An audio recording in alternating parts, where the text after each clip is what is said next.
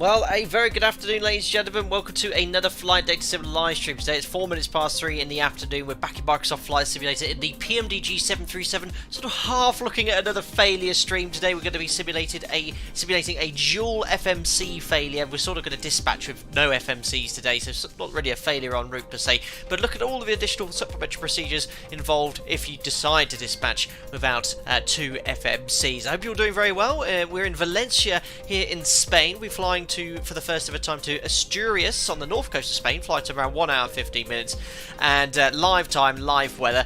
I'm pretty tired. My alarm went off at 4 o'clock this morning. I've actually been to Spain. I was in Spain this morning. Went back. You might have seen on my Instagram story. I went right over the top of Valencia, and I thought it would be quite funny to take some pictures on the ND and say to you guys, this is where we're departing from virtually today. But it gave me the chance to actually look into dual FMC failures, have a play with it. We're actually in a max today. I have a play with some of the features. So in preparation for this stream, I used a real 737 to practice. I didn't actually fail the FMCs, but as I said, it gave me a chance to look at the sub procedures in preparation for today. So we'll do our absolute best to follow real world procedures as accurate as possible. In preparation for this, I've sort of been learning that actually dispatching with two FMCs is quite difficult these days because of the RMP requirements in European airspace. I've never had to do it, but we'll look into that in a bit more detail shortly. But yes, it's going to be good fun. VOR Approach into Asturias, so I'm going to have to use VOR lock and vertical speed today to fly these modes, but just want to show you how you can use modern aircraft. Well, the NG is not exactly modern, but let's say not an old school aircraft, and how to fly conventionally like the guys and girls used to do it back in the day. Let's see what we've got here in chat then. So we've got a list of it, so I pretty much hope anything that happens today hasn't happened on the test sector. Yeah, thankfully not, but I've had FMC failures, but not dual FMC, and the very few single FMC failures I've had, the FMCs came back. I think it was only one occasion where I've had a full-blown one FMC failure, but like I said, we've got two, so it's not a big problem. John Boy, looking forward to seeing flights with just the phone. Sat-nav, brilliant. Bill Bow on an actual day off where I can watch live. Hope you're doing well. Thanks for popping in. Tim Fraser's here as well. This is afternoon, folks. Hope you're doing well. Supersonic Nigel says afternoon too. Ashton Howick, hi, I hope you had a lovely flight this morning, Captain. Always love the flight day photos. Thank you very much. I always try to share what I can on the story. Alia, oh, the timing was perfect. Just got home and opened YouTube to check when this is going to start. Well, look at that for timing right at the start of the stream. Right, anyway, let me jump into Microsoft Flight Simulator. If I press this button, whoosh, we'll go straight towards the aircraft here, completely cold and dark. Now, this is just default scenery Valencia. I've been to Valencia several times in my career, and even quite recently. I can assure you that these red painted markings are not there. The default airports are, you know, they're okay. They're not probably quite as good as X-Plane's ones, but there's no markings, no taxiway signals. It'll do for us today. But Asturias, my friends at Orbex have access to their scenery, so I've installed the Orbex Asturias scenery, looking very nice in Microsoft Flight Simulator. As I said, the aircraft's completely cold and dark. I've got the fuel tank connected. He's going to uplift our fuel shortly, and we're going to simulate passenger loading in today. So we'll make our way on board the aircraft. Oh, I do like these features in Microsoft Flight Simulator. Did you just see the sun glisten off the... Look at that!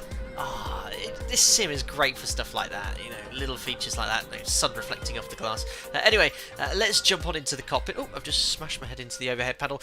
There we go. So, now, I did have a think about whether we'd simulate an FMC failure en route or have a dispatch without FMC. I think we'll do a dispatch without FMC so I can show you how to calculate or settle the bugs using the speed reference bugs here. So we'll go for it with that.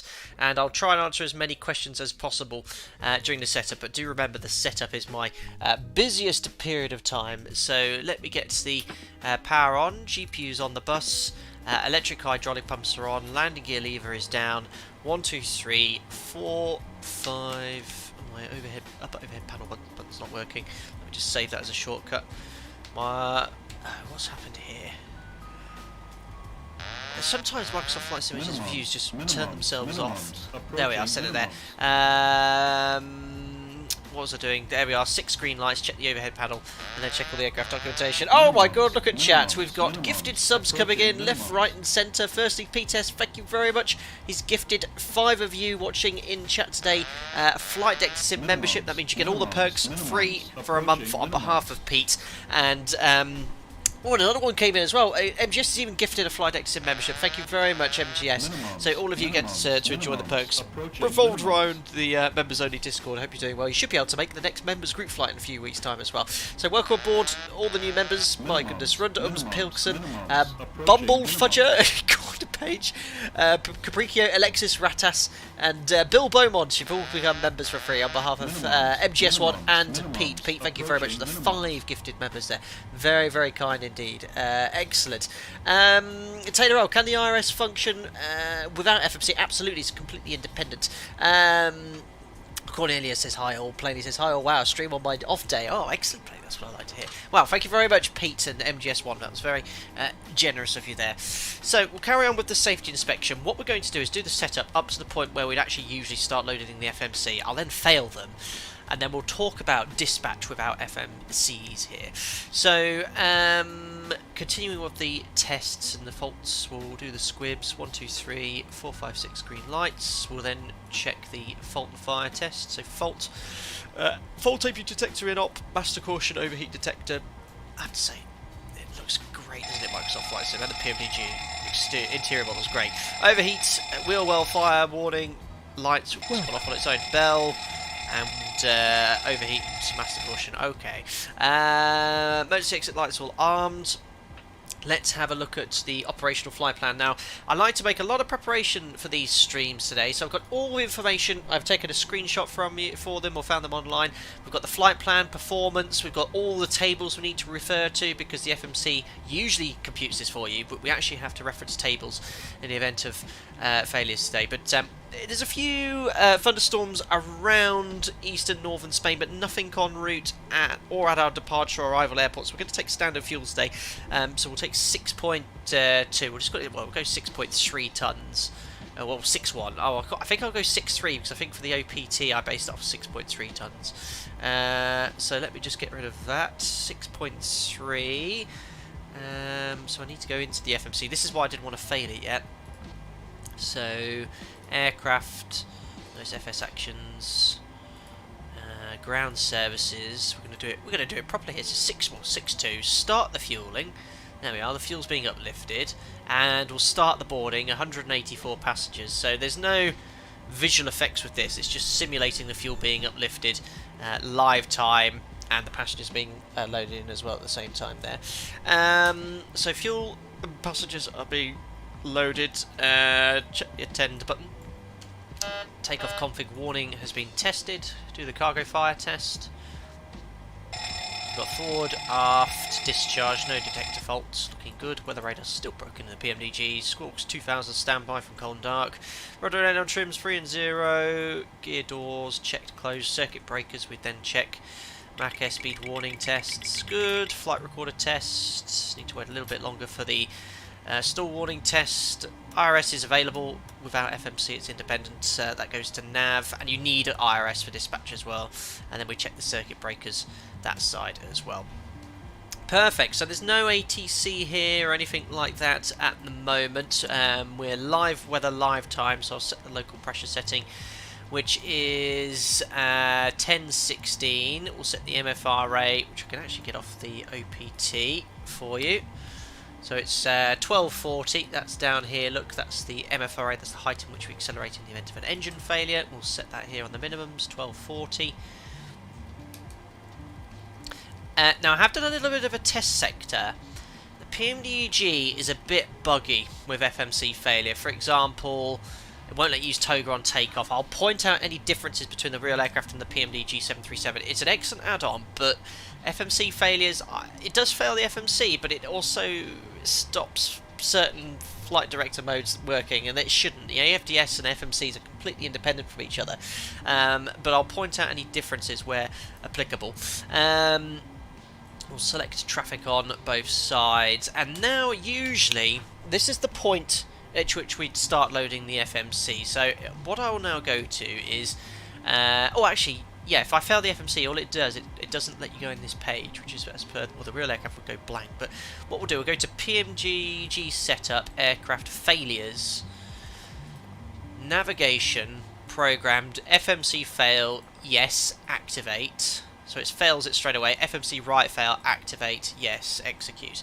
Now, there you go. You can see it's automatically straight away failed. Look, we've got, well, that's still because the IRS is aligned, but we've got map, VTK, And if I go back here, look, you can see if I select FMC, now it's actually failed it. Look, I can't actually go into the FMC. You've got auto throttle limit, and this flag means, right, the N1 bugs usually get information from the flight management computer. Because the FMC's failed, the auto throttle system the auto throttle limit flag's illuminated because it's going, right, well, I don't know what M1 to set anymore, and also it affects the EC limits too.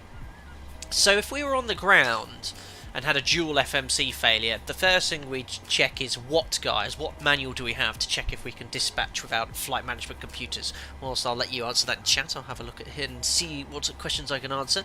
Rundum Fligan says this will be interesting. It sure will be. Lachlan Gaming, the same happened in Vatsimon, explained the flight director change. Oh really? Yes, it shouldn't affect the flight director. Well, if you had LNAV and VNAV engaged, it will, you lose those modes, but you can resort to conventional modes like heading, select vertical speed and level change.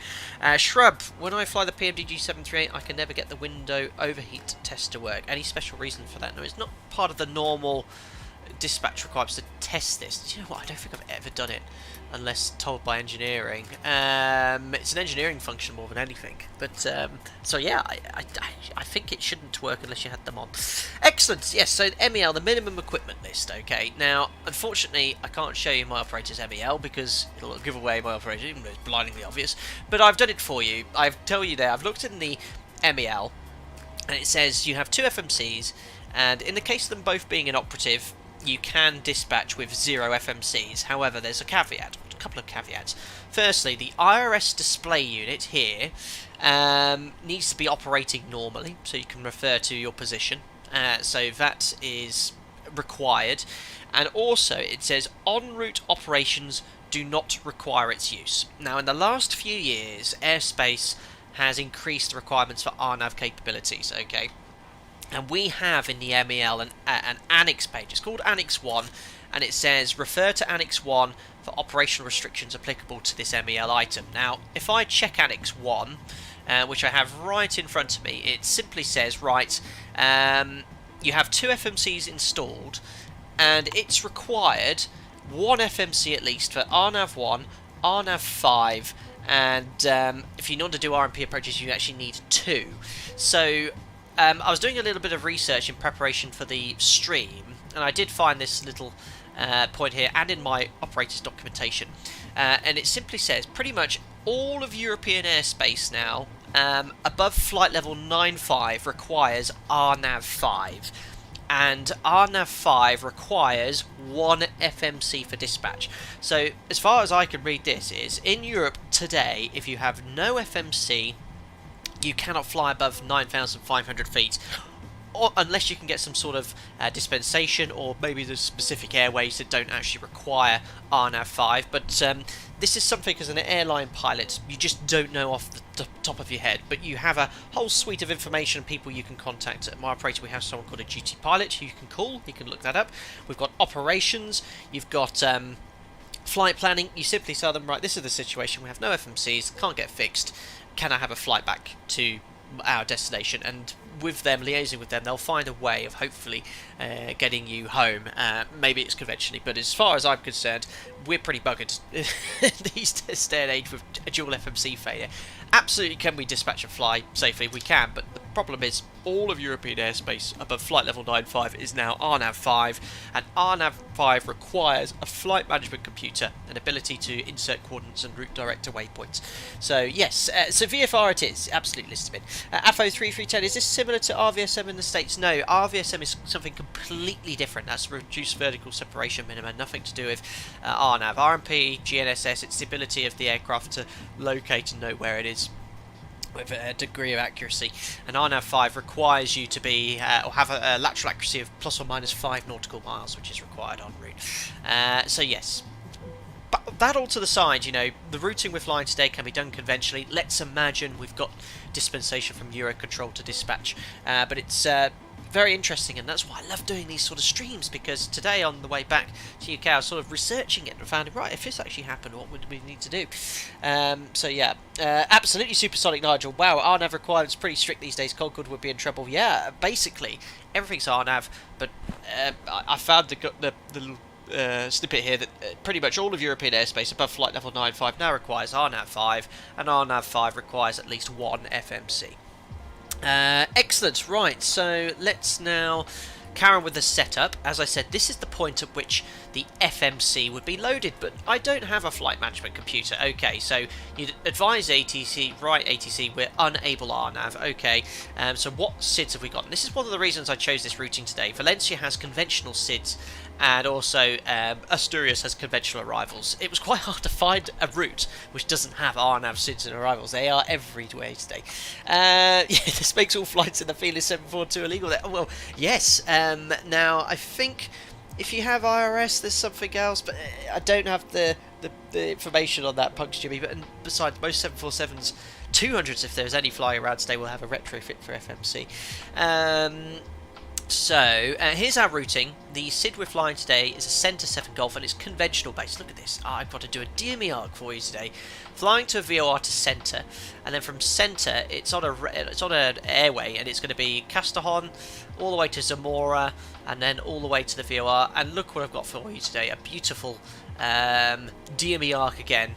For me to manually fly, which we did in the Fearless 747 recently, so I've had some practice. So yes, the routing today can be flown conventionally, and I think I've done all the flight plan equipment information and RNAV equipment information for this flight plan today on VATSIM, explaining that we have no FMCs, and I've got rid of all the PBN equipment codes.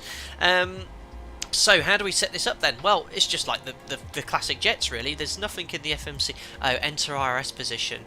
That's an interesting one. I might have to do that manually, but just for the ease of today, actually, you know, you'd have to go up here and put it into position and type it in manually. I don't think it's modelled. No, PMDG haven't modelled this, but you'd have to go here and type in your position manually, but it doesn't work in the PMDG unless this is turned down. Right, I'm going to have to unfail the FMC temporarily to put my position, but bug report, you'd manually put in your position here that after the RS had been aligned, but because it's PMDG, it is a bug, but don't say that. I'm going to have to unfail the FMC briefly here, so let me just go to here, just to get my present position in. Aircraft, failures, clear, all. Voila! I'm just going to put my position in. Lima Echo Victor Charlie. GPS. That should complete the alignment. There we are. And now let's fail the FMCs again. Just get around.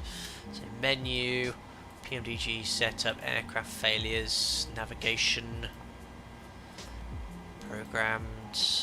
Active, yes. So that's what it looks like if you have an FMC failure. Look, you get VTK. Any routing information would disappear as well. And we'll do gyms as well. Right, yes, activate. There you are, VTK. Excellent. Shush, this hasn't happened. Right, so we failed that. And now the alignment's complete. All of what I should have been able to do is go to present position, just simply, like on the INS, manually type in the present position of the stand number, so the IRS line just goes old school. Is the manual position input possible with the Zepo mod? I don't know. I just I haven't actually tried any of this in the mod.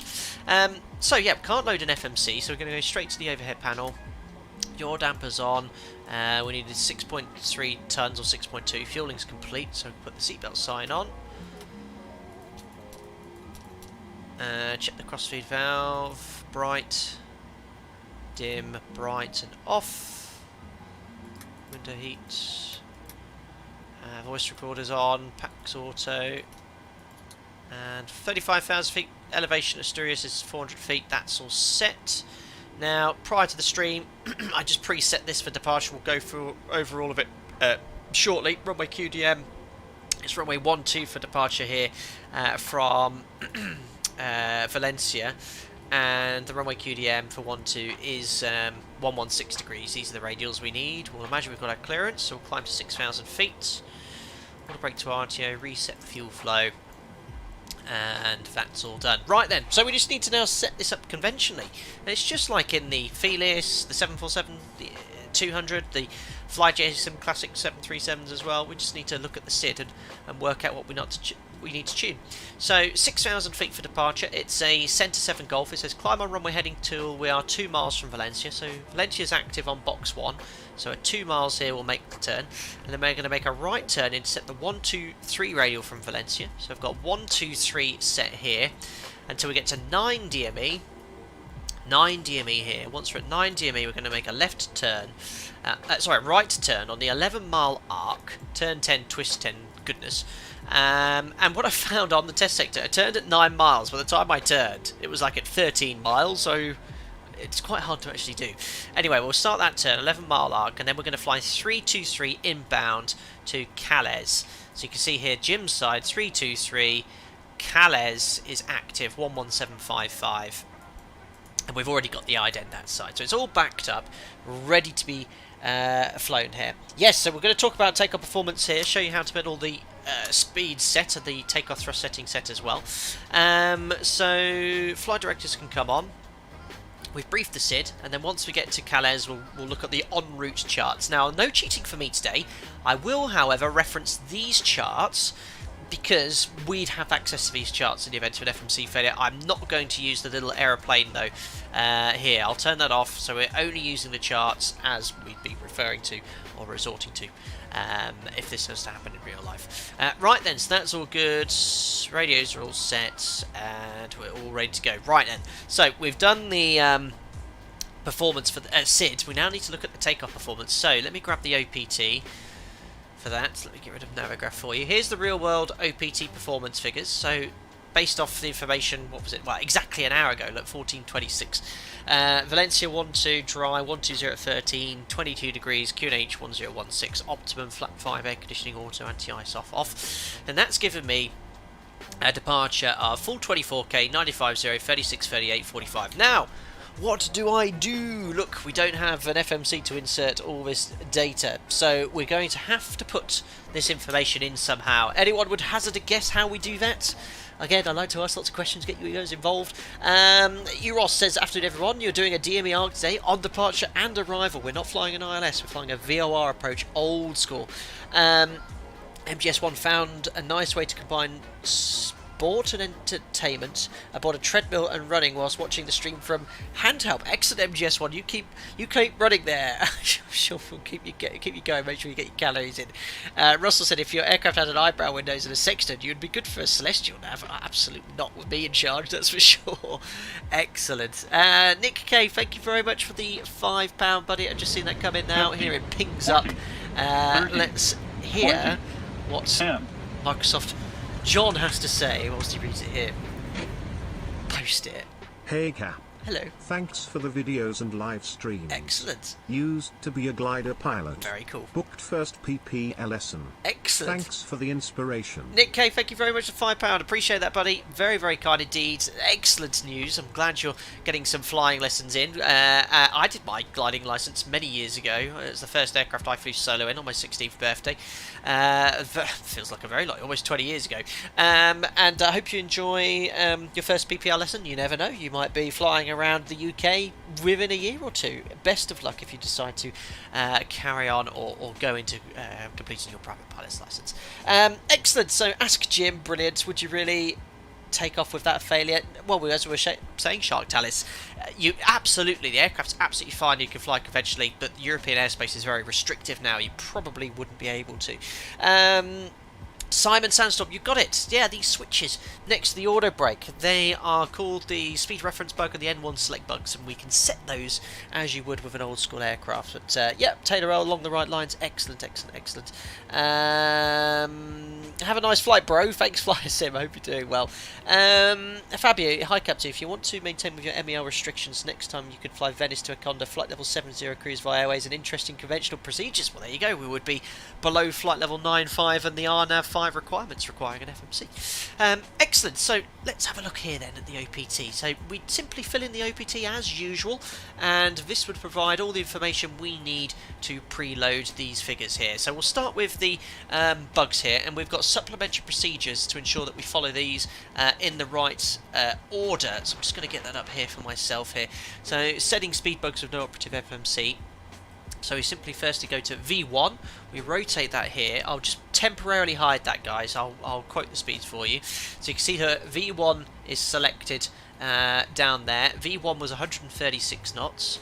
So we simply rotate the inner knob 136. We then set VR. VR, if you look at the table here, was 138 knots, so we need to bug that one too. 138.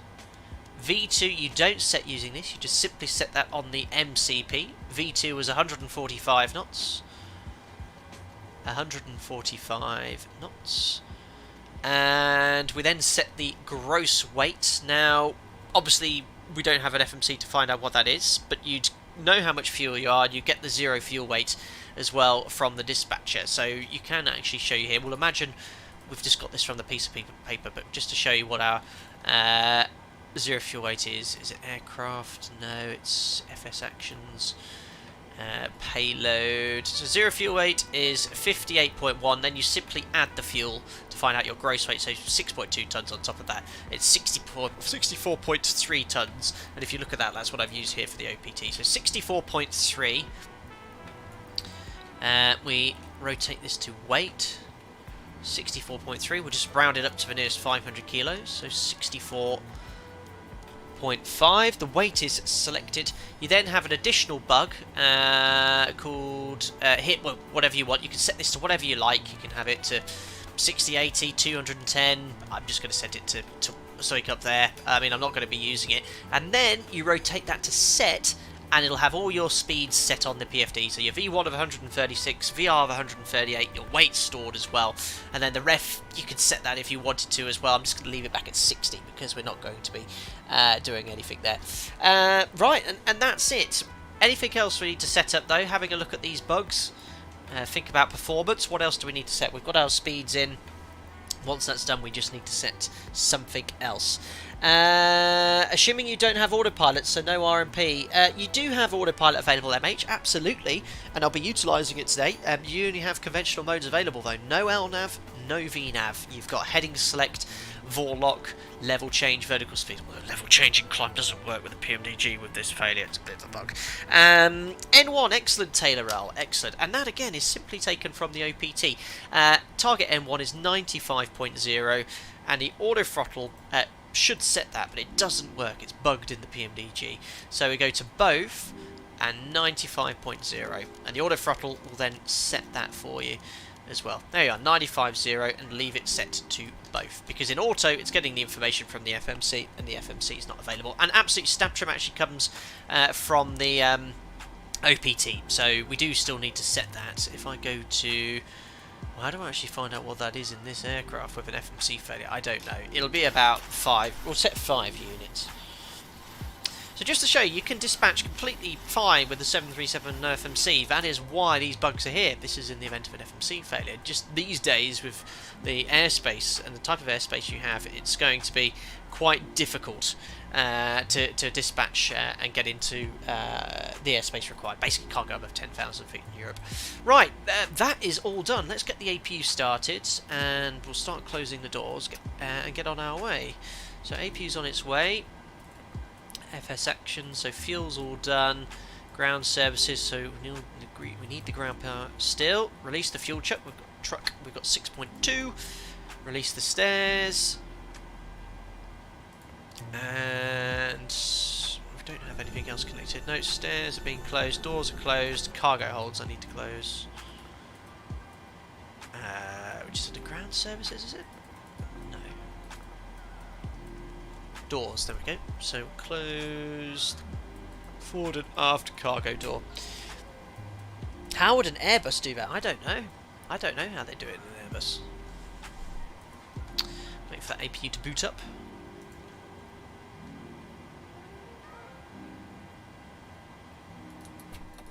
On the bus, and we can now disconnect the ground power. Remove the chocks, and we're all ready to go for engine start. The GPU should be removed shortly, as I've told it to be disconnected. We'll have a little look on VATSIM. Oh, there's a Qantas 737 there, but no ATC unfortunately. Right, so we've got an FMC scratchpad message here, but obviously that would probably be to do with the failure. In reality, obviously this is blank. You wouldn't have anything, you would just say FMC. Right, let's start the engines. Taylor can't stick around, but wanted to say good luck and have fun. I'll look forward to watching the excitement later. Thank you very much. Hopefully nothing too eventful. Excellent. Right, so let's start engine number 2. I don't have any checks or checklist modelled here, so unfortunately I can't run anything here. So packs off, anti-collision light is on, it's a self-positioning stance, parking brake set, transponder to out of, starting engine number 2. Guys, you know that helicopter stream we did the other day? I really enjoyed that, and a company I had heard of before called Hype Performance Group have very kindly asked if they'd like me to fly their Airbus helicopter. So they've sent me an Airbus helicopter to fly, and it's got a really cool scenario pack, so I might do that on Sunday. N2, N1 oil pressure. Oh no, don't do that. Fuel. Standing very close. So yes, we'll have to see about that on Sunday evening, potentially. I'm on early standby tomorrow, and I'm flying all day Saturday. I don't... 145 list them in?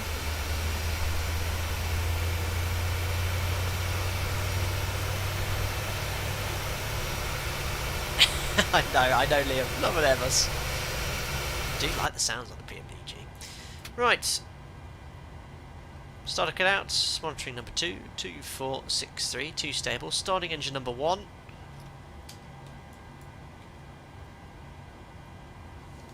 And 2. Oh, pressure. I was only doing this about 6 hours ago. N1. Airbus fan behind, no. 25%. Fuel. Check the spar valve. You should be quicker than that. Closed. So look at the ND, it says map, vertical track. So it's telling you right, the ND is not getting information from the FMC. So there's some better modes we could potentially use here, because this has absolutely no useful information whatsoever. Those EC-145s keep flying over my home. I live in a surrounding of a hospital with a helipad. My goodness, very, very loud. So, starter cut out, monitoring engine number 1, 2, 4, 6, 3. 1 and 2 stable. Let's do the 4 taxi flow. Generators on, APU's off, start switches continuous, probe heats on, anti-ice off, packs auto, isolation valve auto, APU bleed is off. Flaps to 5.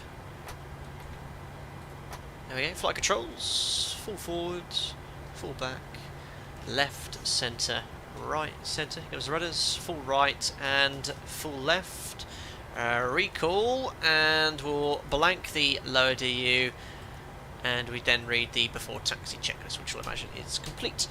Right, so yes, as I was saying, the map display here is not the best. However, another bug in the PMDG is, with an FMC failure, it will not let you select weather or terrain. I think maybe terrain's not available, but weather radar just, well, 2 things. One, it's not modelled with the PMDG 737, they can't model it for some reason, but you can't also select it on. At least with the PMDG you can press it and it says weather. If you have an FMC failure, the weather doesn't work. Absolute nonsense, it does work, it's independent of the FMC. So yeah, unfortunately not working in the sim. Not that it works anyway. Right, so we're going to taxi out here right. As I said, it's just default scenery, so it's a bit wacky and there's no markings. But we're all good to go and we can head on our way. We'll just Unicom over here. Set frequency up. Excellent. And that is active. Perfect. Valencia traffic. Alpaca 50 Mike Charlie taxi runway 12. Excellent. Right, so parking brake is released. We'll do a config check. Config. Oh, now what is it? This PMDG. Master caution. Overhead. They need to get rid of this. This is not a thing anymore. Maybe 25 years ago when they first made the aircraft. Let me just clear it by just doing that. Right, and again. config, and the spawn up time is incredibly unrealistic. But it's fine, and it's understeering.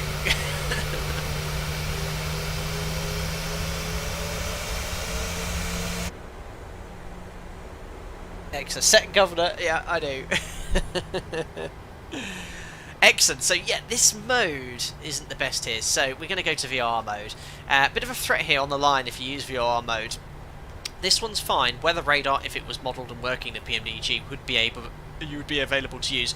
But the center mode, which is the better one for situational awareness, deselects TCAS, traffic, and also weather. So the threat with using this is great situational awareness with the HSI expanded, but you lose the weather radar and TCAS information on this display. So there's a bit of a threat there if you decide to use this one. Now today we're going to use it because the weather radar is not modelled in the PMDG and it's broken anyway. Right, so we're going to taxi to runway 12, just show you on the chart here. So we're just joining up with the November taxiway, and it'll be full length fire Hotel 8 for runway 12 today. Unfortunately, yes, it's very basic scenery.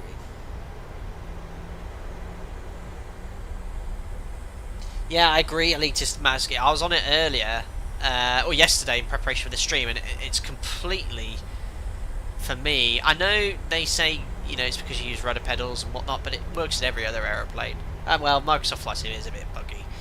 But I think it's a Sobe. But it works really nice in X-Plane, and it sounds like I'm really bashing Microsoft Flight Simulator, not X-Plane. X-Plane has its problems. But yes, look, I'm doing what now? 11 knots. If I just go left here, that's full left. There's vehicles everywhere, and it should be able to turn much sharper than that. Full right. So you wouldn't go full right at this speed, but just showing you that's as much as it'll go. Right, time to do the before takeoff checklist. So config we checked, flaps we have 5, we can't check the FMC, so 5 green lights, stab trim again, we can't check the FMC, I just set 5 units here. So takeoff briefing, looking here on the overhead panel, PAX auto, bleeds on, the V-speeds are set for departure. Remember we set them manually, so V1 was 136, VR, checking the performance page. On the OPT, 138, 145 V2 is set. The departure, if I grab the charts, a bit too much M1 there, that's my fault, is going to be a centre 7 Golf, climbing straight ahead. After 2 miles from Valencia, we'll get that distance here on the bottom left. We're going to make a slight right turn. We'll go on a heading of about 145, and we'll intercept the 123 radial outbound until 9 miles from Valencia. And once we're at 9 miles from Valencia, left turn on the 11-mile arc from Valencia, 323 inbound to Calais, which is all backed up Jim's side. 323 Calais is active. Stopping at 6,000 feet, it's NADP 1 here in Valencia, so we're going to climb straight ahead to 3,000 feet. Flying the lateral course and then level off there. I'll bug up at 3,000 feet. There we are. Reviewed, cabin secure. I think if you have any questions, get them in now. I'll try my best to answer them. Hello Richard, finally back in the PMDG 737. Yes, I hope you're doing well. Thank you very much for your message. Glad to see you popped in to say hello. Are we doing VOR to VR? We are. Are there any speed limitations? Not on this SID. Not on the chart. In reality, we do keep speed back there because Valencia is very noise sensitive on runway 12. You can't make any deviations before the 9-mile point. So we'll probably do 220 knots until we complete the turn. Now, as I mentioned, a humongous bug with the PMDG with an FMC failure. You can see it's already interacting in some strange ways with IRS and during the setup there. I'm going to push Toga on departure. Well, on the test sector it didn't work. It doesn't work. Toga just does not work with an FMC failure. It should do. Toga is independent of the FMC, part of the AFDS system. That means I can't set N1 for takeoff. I have to do it manually, and I've got no pitch mode until I select a pitch mode level change or engage the autopilot. So it's just a bug.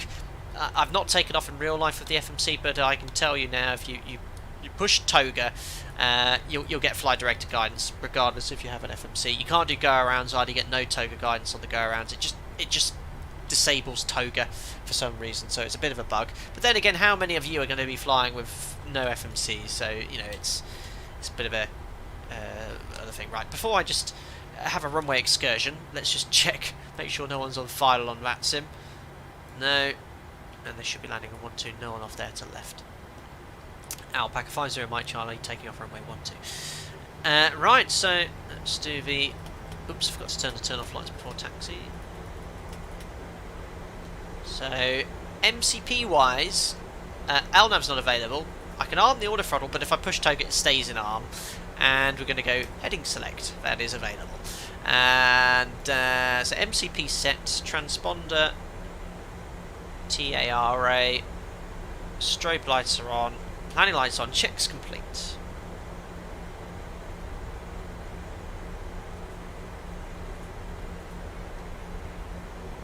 Look up, there might be a helicopter on final. If I was on that sim, there would be. Coda 101 figures they pride themselves as being study level, so they should welcome your feedback. I would dare. I would dare provide feedback directly. Oh dear. Right, runway 12. So as I said, Toga doesn't work with an FMC failure in the PMDG, so there you go. You can already see, look, there's the course deviating slightly to the right. We'll just have to wait until 2 miles before we turn right and go from there. Right, tokens and shirts, let's go to Asturias. I hope you're happy with the SID. I will make reference to this on the departure. We'll bring up the airplane icon, see how if I'm accurately flying. Yoke cam coming on.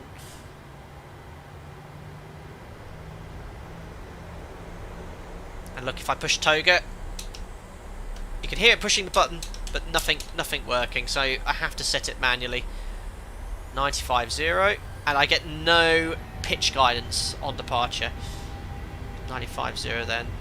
It's a little bit too much, but it's hard to set in the PMDG. There we are, takeoff thrust set, indications normal, 80 knots checked. Good headwind here, 20 knots.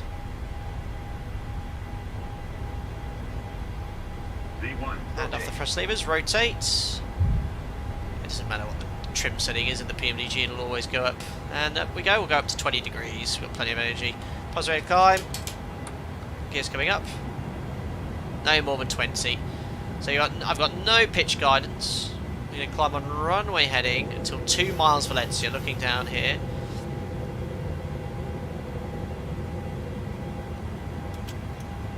So climb thrust now, I'm just going to reduce it to about 90. And I'll try and select level change here. So it's let me select level change. The aircraft's now going to pitch for that speed at least.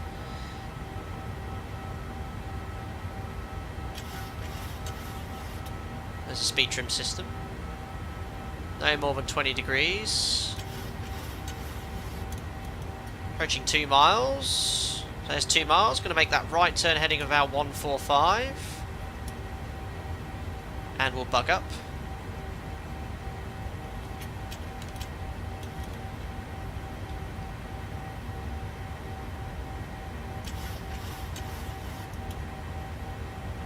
It's a flap 5 bug there. It's interesting. Flap 1.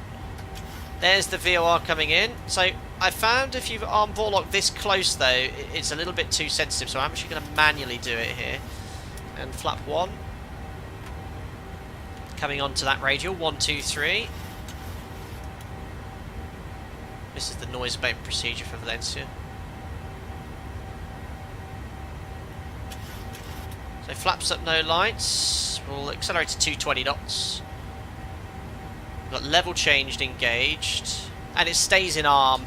You can't select N1 or anything. Oh, I can now. It didn't work on my test sector. N1, that's better. That's going to set the full thrust of 95%. And we're going to climb up now to flight level. Let's just go up to something random. 180, set standard.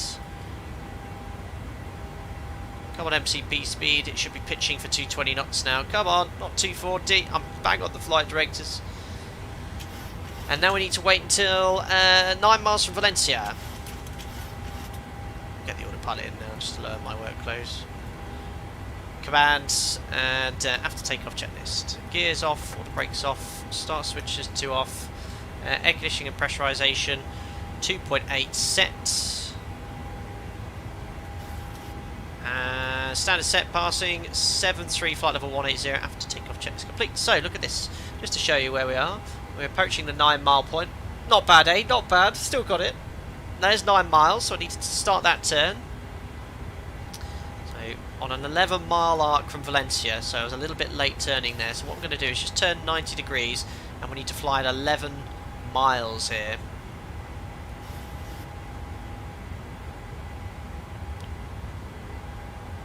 Three, 2, 3, and Jim, you can have a bit of VOR action. I'm going to wait for that radial to come in next. 11 miles, so I might just turn outside of 11 here. 11.1, that's fine. So I just want to turn inside of the course here. 101 for 180. Do the pre-cruise checks now. Fuel 4 pumps. Balance 2740 side lights. Logo AP's off. Pressurization 4.0 set. Release the crew belts. There we are. Checks complete. So just outside 12 miles and 1 mile outside the arc, but it's not much I could do about that. So turning inside of it. So we're going to be inbound. There we are. So we'll just get back onto that 11 mile arc. I was just a little bit late turning. 12.3, and this heading I'm going to head back towards the VOR to reduce that distance there.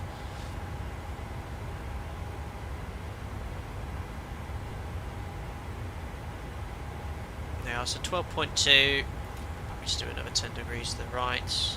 250. I'll accelerate to 250 knots now as well. It's almost impossible to do this turn. I wasn't that much later past 9. We see we're sort of turning towards the arc, and how do I know the distance will decrease? Is because we're heading towards the VOR. But if we look over on Jim's side, we'll see the inbound course 323 to Calais come up any second here. 12 miles, just within 1 mile now. But that was almost impossible to do that. So we're just going to stay on that DME arc 11 miles until we're on this radial here, Jim's side.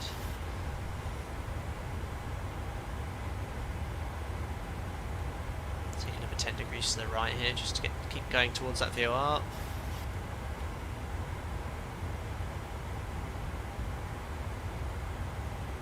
High workload. Yeah, that's what I want, 25 degrees.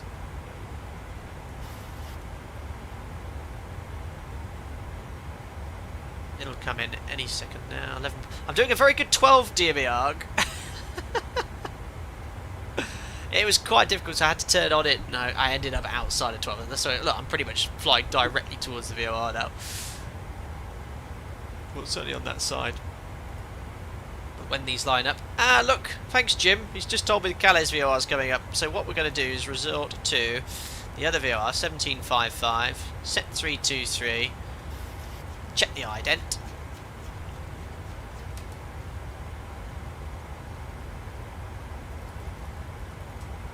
Remember, we don't need to hear the dots and dashes. So long as CLS becomes active, out of quiet, we'll climb up to cruise level 350.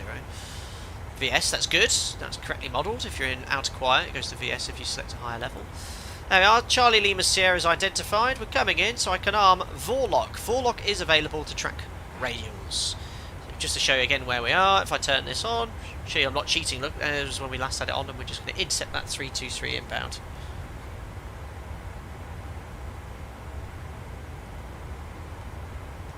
That's a good intercept heading. There we are, VOR lock, capture. So we're now inbound 323 on the 143 radial towards Calais at above flight level 80. Perfect. Bye-bye, Valencia.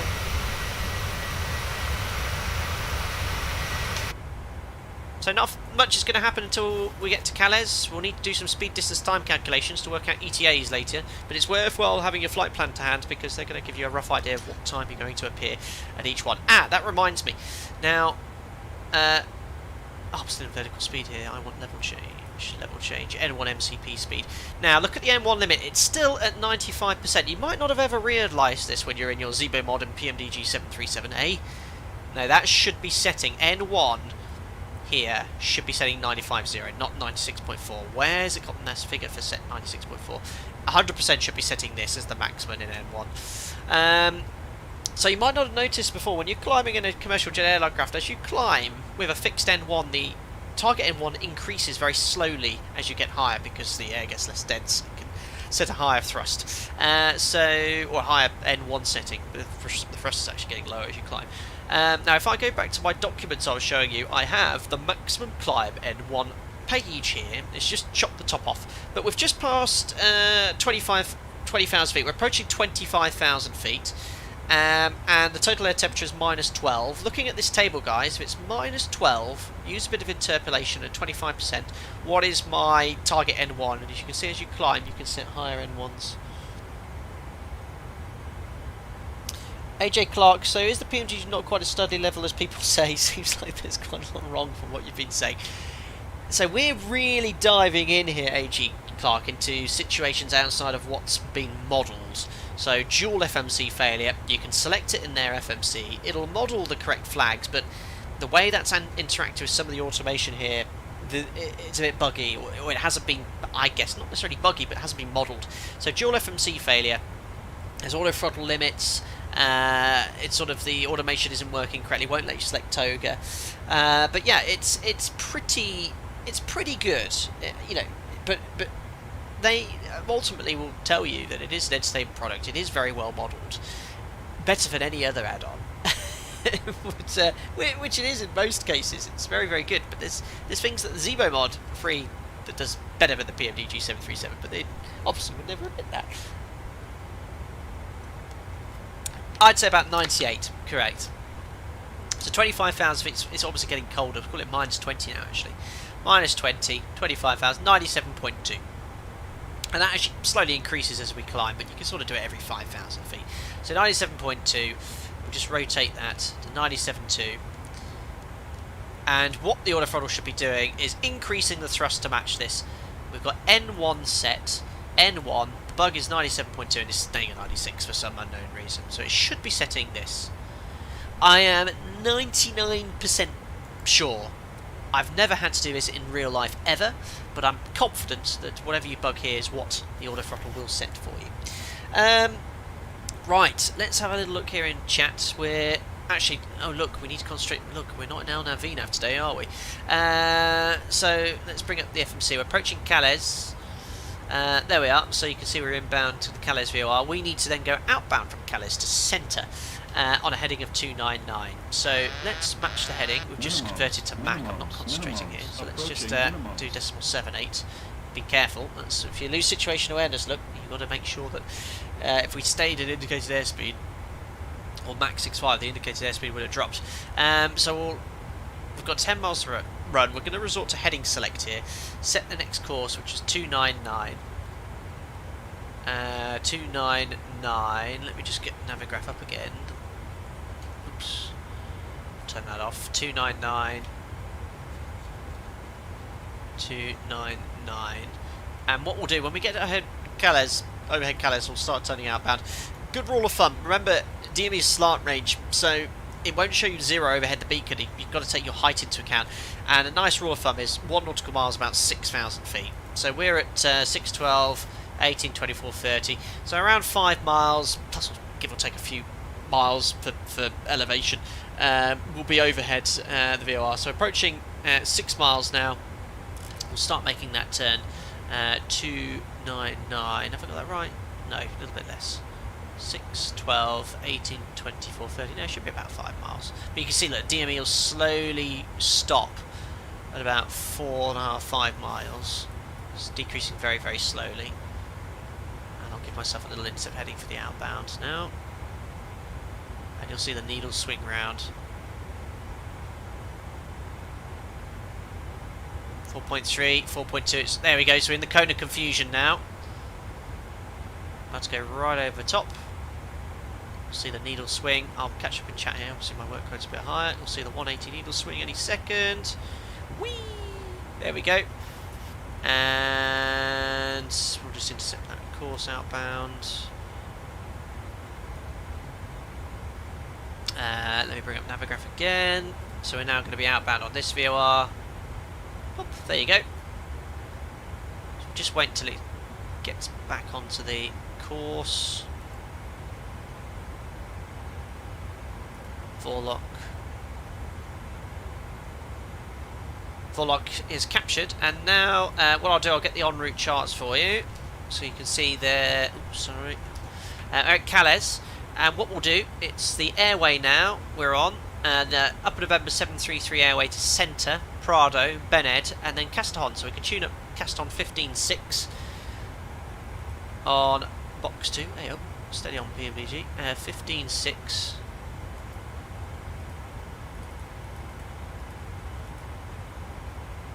And it's already active. And if you've got an inbound VOR, it's always better to use that.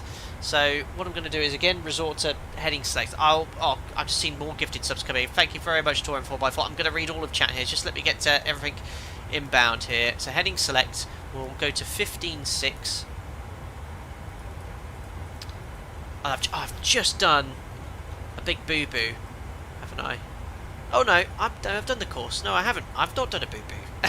17.6. We're on the VOR. 299 is the correct course. Vorlock armed. Vorlock capture. Come on, should be quicker than that. Vorlock capture, there we are. And we're now inbound on the the 299 outbound from Charlie Lima Sierra, but inbound to not quite Zamora yet. First VOR's Castellon, there we are, Castellon. The radial is 119, so we're inbound on the 119 radial to Castellon, so we don't need to do anything until we get there. Excellent, right, wow, I can see lots going on now. Firstly, I'll catch up with the membership pings here. So firstly, Torin 4x4, welcome aboard as a member. You've been quite active in the last few weeks here, and you've now decided to take the plunge, so thank you very much. Hope you enjoy the members-only Discord as well. Thank you very much. And not only that, you went and gifted 5 subs, or memberships, no subs, isn't that a Twitch thing? I can't believe I just said that. 5 gifted members to Christian Perno, KFC Turbo, Callum Thompson, SK Sun, Trucker Frangles. Welcome on board as members. You get to join the members only Discord. Hope you enjoy using the customized chats. Hope you enjoy your time here. Hopefully you can make the the members group flight next week. Right, of course I don't prioritise these comments. I'll have a little look here in chat. It's been quite busy here during the climb there. Let's have a look here. See that comment there? Bloodfire, is it possible to contract you somehow on professional questions or ask me questions? It is Bloodfire, but I get so many emails I can't do any one-on-one replies. I get a lot of one-on-one reply messages, people asking very detailed questions. I just don't have the time to answer them. I do have the membership, and I'm not one to push the membership, but I prioritise as members any DMs they have, questions. That's what Discord's all about. They can DM me directly. I pride myself on getting back to all responses, usually within 24 hours, and they can tag me too. That's the best way of doing it. You can email me if, I just cannot guarantee I'll get back to you. Plainly, well, at least they finally accepted my bug report about incorrect takeoff speeds. Brilliant. Steve M managed to get the Thrustmaster Boeing yoke. Excellent. Map the 2 left buttons on the quadrant to the landing gear, saves all the messing about, and can then be set to off. Can you send me, Steve, how you did that? Because I still haven't mapped it properly in the PMDG 737. I don't know how to do it. Wixio asked, can you dispatch with the FMC working? MEL says yes. Airspace in Europe these days, very unlikely to be able to fly anywhere above 10,000 feet because of the RNAV requirements. RNAV 5 required above flight level 95. Have you flown the 732? Mr. Pye said. No, I haven't. High workload stops you getting sleepy, Skipper. I am sleepy. As I said, my alarm went off at 4 AM this morning. I've been to Spain and back in real life. Brilliant. Brendan will have to watch the stream back. Got to go. Probably already gone there, but thank you very much. You press VNAV instead of level change. Oh, my operator, Daniel Dealick, will be so proud of me. VNAV is the default climb mode. It's the mandatory default climb mode. Initial selection is VNAV. Oh, excellent. Bloodfire, when it is allowed by documents MEL to take off for such defect, thank you. Yes, it's in the MEL. Saw that question there. You were getting all the target thrust settings, guys. Excellent. Liz Doggo, glad I could catch another stream. Hopefully we'll land safely. Hopefully we'll land safely. Unbelievable. Lack of confidence in me today. Rundum's Fliegen said, a little off topic, but I really want the FlyJSim Classic for X-Plane 12. Anyone know more about when or even if they will be available? They will be available. I have no other information apart from that. I spoke to the dev quite recently about because I flew the Dash 8. I just wanted to get an update, their updated copy, and they very kindly sent it over. And I did ask, and they said it is to be worked on, but it will be coming to Explain 12. No time frame. Alia, join as a member and get to Discord and ask questions there. There are other real life pilots there who are often very happy to talk about aeroplanes. We're all there. My good friend Mike, who's a 787 first officer. There's a number of other members who are colleagues of mine now. They obviously do respect my anonymity as well, which is all I ever ask for, regardless of membership status. But yeah, it's what it's all about. The perks are there to be used.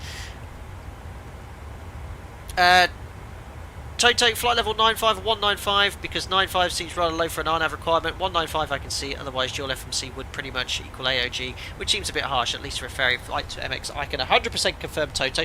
Toto, everyone, developer of the amazing Challenger 650 for Explain 12.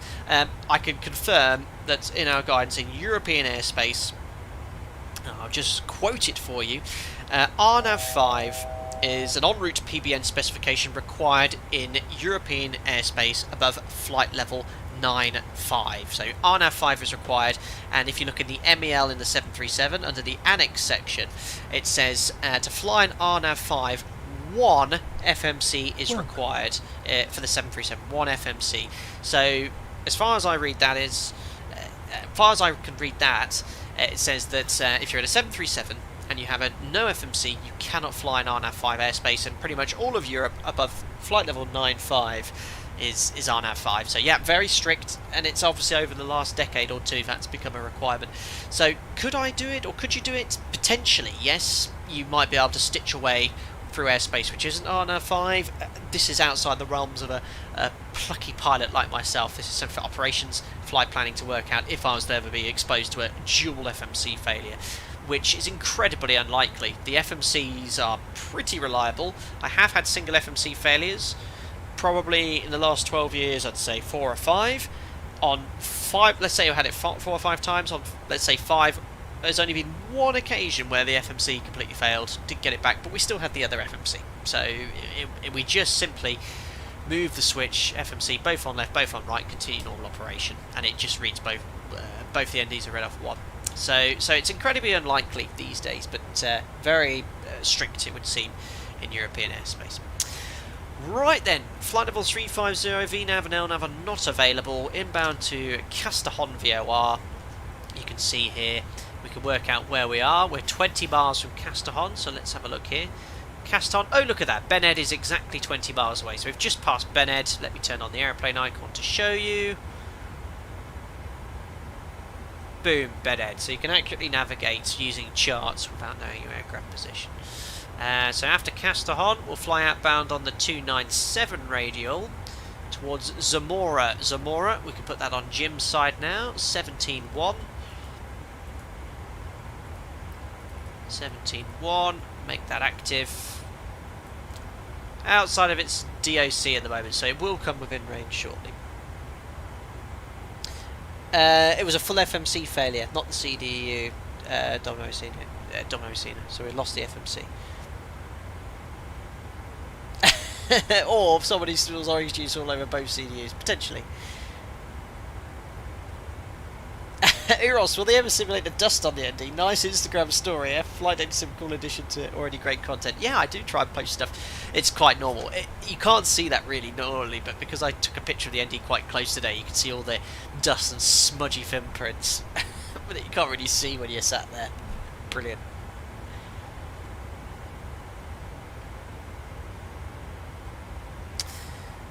Excellent. Alia, yes, you visited a nearby shop today. You visited another country, yeah? I'm on early standby tomorrow. So after this stream, I'll be having some food. My girlfriend will finish work, and then I'll be in bed by sort of 8 o'clock here today. So I just realised Navic rested up. Welcome on board there, whoever that was that subscribed. We actually had a few subscribers in the last few minutes. Leon, welcome on board. I hope you're doing very well. And who else subscribed here? Just scrolling up the chat. Federico Bigetti, welcome on board. And someone else too, but I can't find it. Welcome. Marek, hello Captain. Why do you call your first officer Jim? Is there any story behind it? you know what? I can't actually remember how we came from this Jim. One of the members hopefully enlightened me. How did we get to Jim? I don't know. It's stupendously amusing. First officer. Oops. Now, because I've been too busy in chat, look, we're directly overhead Castahon, and the kind of confusion. You want to get out of VOR lock in that case, so you don't get anything unusual going on. And now we're flying outbound from Castahon. We can utilise VOR lock to fly outbound from the radial. We're waiting now for Zamora to come active. And once we've passed Zamora, or just prior to Zamora, we'll need to start setting up for the approach. Remember, it's just quite a short sector today. Toto, single FMC dispatch plus second FMC failure in flight. Exactly. Scramble the Eurofighters and get that peasant out of my fabulous Arno airspace. Absolutely. And we're obviously only referring to MEL's restrictions. The MEL, guys, is far more restrictive as compared to a failure en route. So if you have a FMC failure on the ground, you are the MEL is applicable. You need to apply that. But obviously, if you have a dual FMC in flight, we follow the QRH. And you can, in most instances, continue normal operation. You'd be reverted to vectors. Pretty much all European airspace is controlled, so you get radar-controlled vectors or conventional navigation. But they would hopefully keep us in our nav airspace at that point. Oh, Madrid is online, is it? Excellent. I have put in the remarks that there's no FMC.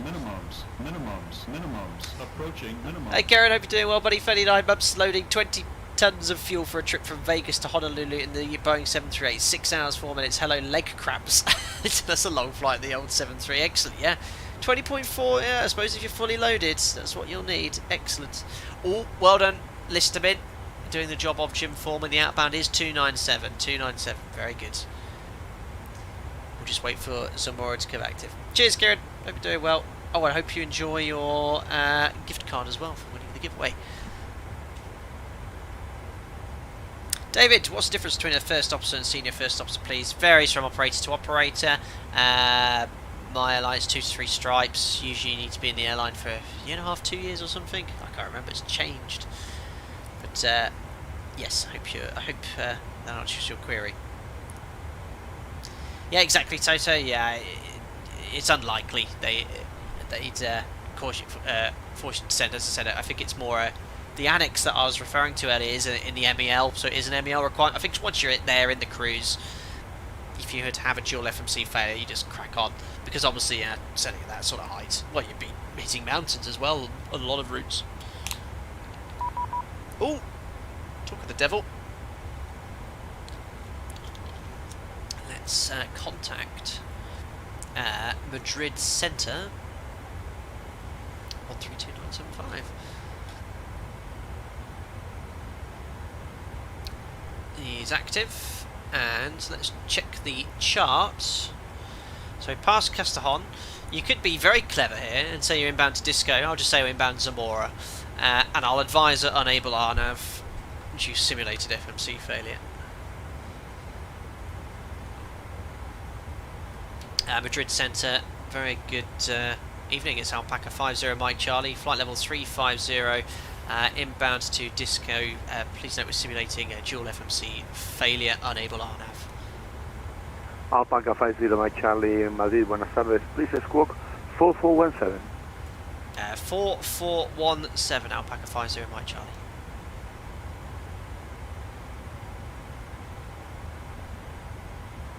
See, technically you are able RNAV, or be RNAV, because you've got IRS. Alpaca 50 Mike Charlie, identified flight level 350. CPDCs should be available now. That's got bid down, Alpaca 50 Mike Charlie. We won't use it. Ryanair 717 Zulu, leaving airspace, no further ATC available. Monitor Unicorn, goodbye. Perfect. 22-8 for 1717 Zulu, thanks. Toto, easy fix that, just don't take long. Keep quiet about it, Tom Cruise. Oh no, look at that, the FMC died. Who could have foreseen it? Inbound to Unfortunately, I'd been in serious trouble if I knew that. And also, they probably realise as well, everything's being monitored. Piece of green, love it. Break out the 1 to 500,000 charts. Sharpies, excellent. Madrid, good afternoon, Europa 24 Sierra. Absolutely not, Larry John. It's a inbound Maybe platform situation. in No, not even a 320. pan. It's just unable RNAV.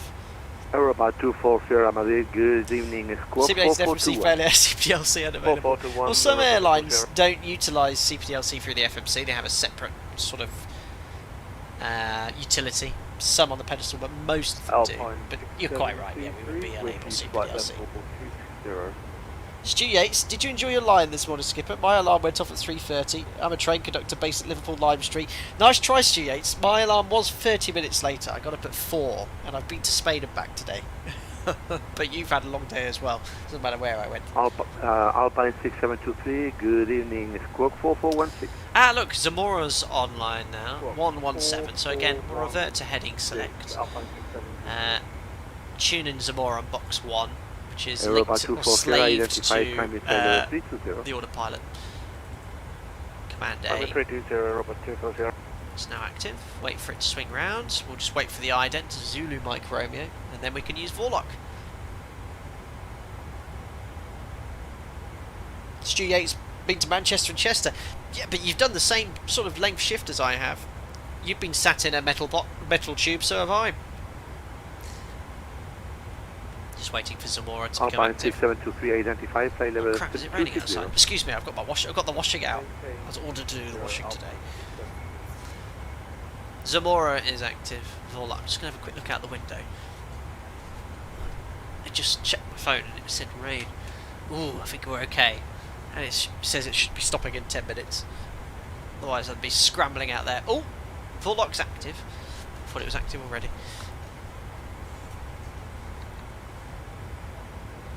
Listerman, is the autopilot slave to the master flight director always the left one? It's based off Command A or Command B. Flight director? I need to look that up. I think it's slave to the autopilot, Command A or B. Oh, but the flight director is slave to the master. I need to double check that. Deep Capezza, will you be doing more flights in the ATI? Yes. Yeah, I will do soon. I think the next thing I'd like to do is some more helicopter action. I've really enjoyed flying that chopper, so Sunday night I might try some of these scenarios from the high performance group. Like I said, I am a standby tomorrow. I've got a very long day on Saturday, doing 4 sectors on Saturday, but Sunday I've got some annual leave for the last 2 days off. Thank you, Torin 4x4 again. 50, 40, another donation, 30, $15, 20, gifted members as well. 10. Thank you, thank you. I think I'll be alright. I think I'll be alright. Quick, get the washing. Quick. We're good. I think it's okay. I've opened the blind so I can see outside. To be fair, I washed. It's an IKEA sofa and it's Jack's bed. It's gone back to his mum's house, and I washed it. I put it all through the sofa. It's like an IKEA sofa. You can wash all the covers. So yeah, I washed that, and I ordered some. I washed some blankets as well.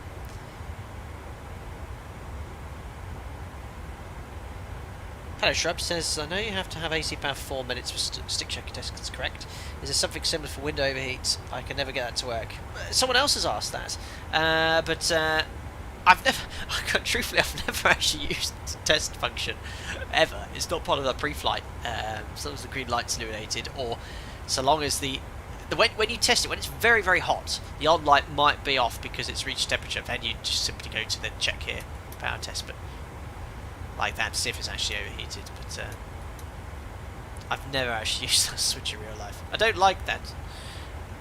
Are they meant to stay on like that? Truthfully, I just don't know. It's like the AC/DC metering panel. It's just a switch you don't use. Well, now I have 4 window overheats. I can't clear it. Para ILS pista 32 izquierda. Esperamos la 32 izquierda por vamos a 5 Charlie, Iberia Express 32. Tour 404, have the HPG 145, it's a great add-on. Excellent. Buenos Aires, Hotel. Domingo, yeah, I'm looking forward to it. Any scenarios you'd recommend? I'm going to have a look at some of the scenarios, because I might do a test one and then I'll do one without testing it in the stream. 4423 on the box, Maroc 78 Hotel. Just check it, so cheap now. Descend at flight level 70. Like Toto, rain in the UK, unusual. It's actually not been too bad, but it is raining now. Well, drizzle around apparently. Shrub, no problem, thanks for making you break my window heat. No problem, Shrub, you can leave now. Europa 7706, buenas tardes, identify flight level 290. I fixed it. It's like most things, turn it off and on again. There we go. Royal Maroc 788 Hotel, identify flight level 360. You can make your own scenarios, select a start location, an emergency location, an end location, and click fly. And what does that do then, Pavlos? Does it just generate something to pick up? Because I looked on some preview videos, just like winching people in and everything like that. It's pretty cool. Yeah, I'll download. Well, no, I haven't downloaded it. I'll download it tonight. I will have a play with it tomorrow if I don't get called off standby. It was so much fun, and I've set up my Airbus side stick now, so it sort of works like a helicopter in Microsoft Flight Simulator. So the little slider, which is the throttle I use as a cycling, the power buttons to adjust the throttle is 2 buttons on the joystick, and my rudder pedals for the anti-torque pedals, and then the I can never remember the cyclic and the stick. The stick is the rudder, and it works really well. Runway 11, shutdown 58 Tango. Cheers for becoming a member, Shrub. Shrub, very guilty for causing a fault. Has now joined as a member. Thank you very much, buddy. Members only Discord for you. Customers in chat. Collective, thank you. That was the one I'm looking for. It's collective up and down, isn't it? Cycling's the stick runway thing. 32 right. Brilliant. 530. Turning it off and on again is a meme, but it works. It sure does.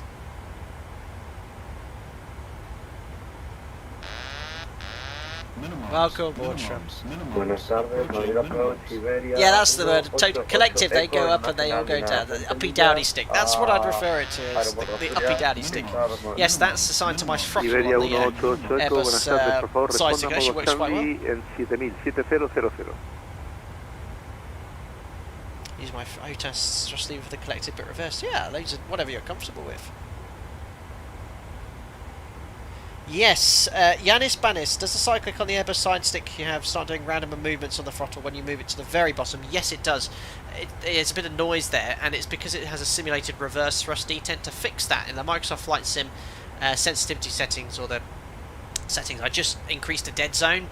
So the dead zone for idle starts where it's at idle, and that avoids all the noise, because I didn't do that last stream. And the helicopter, if anyone watched it, as we did one of the many landings on our inaugural chopper stream, decided to take off again. And I managed to catch it. Didn't crash.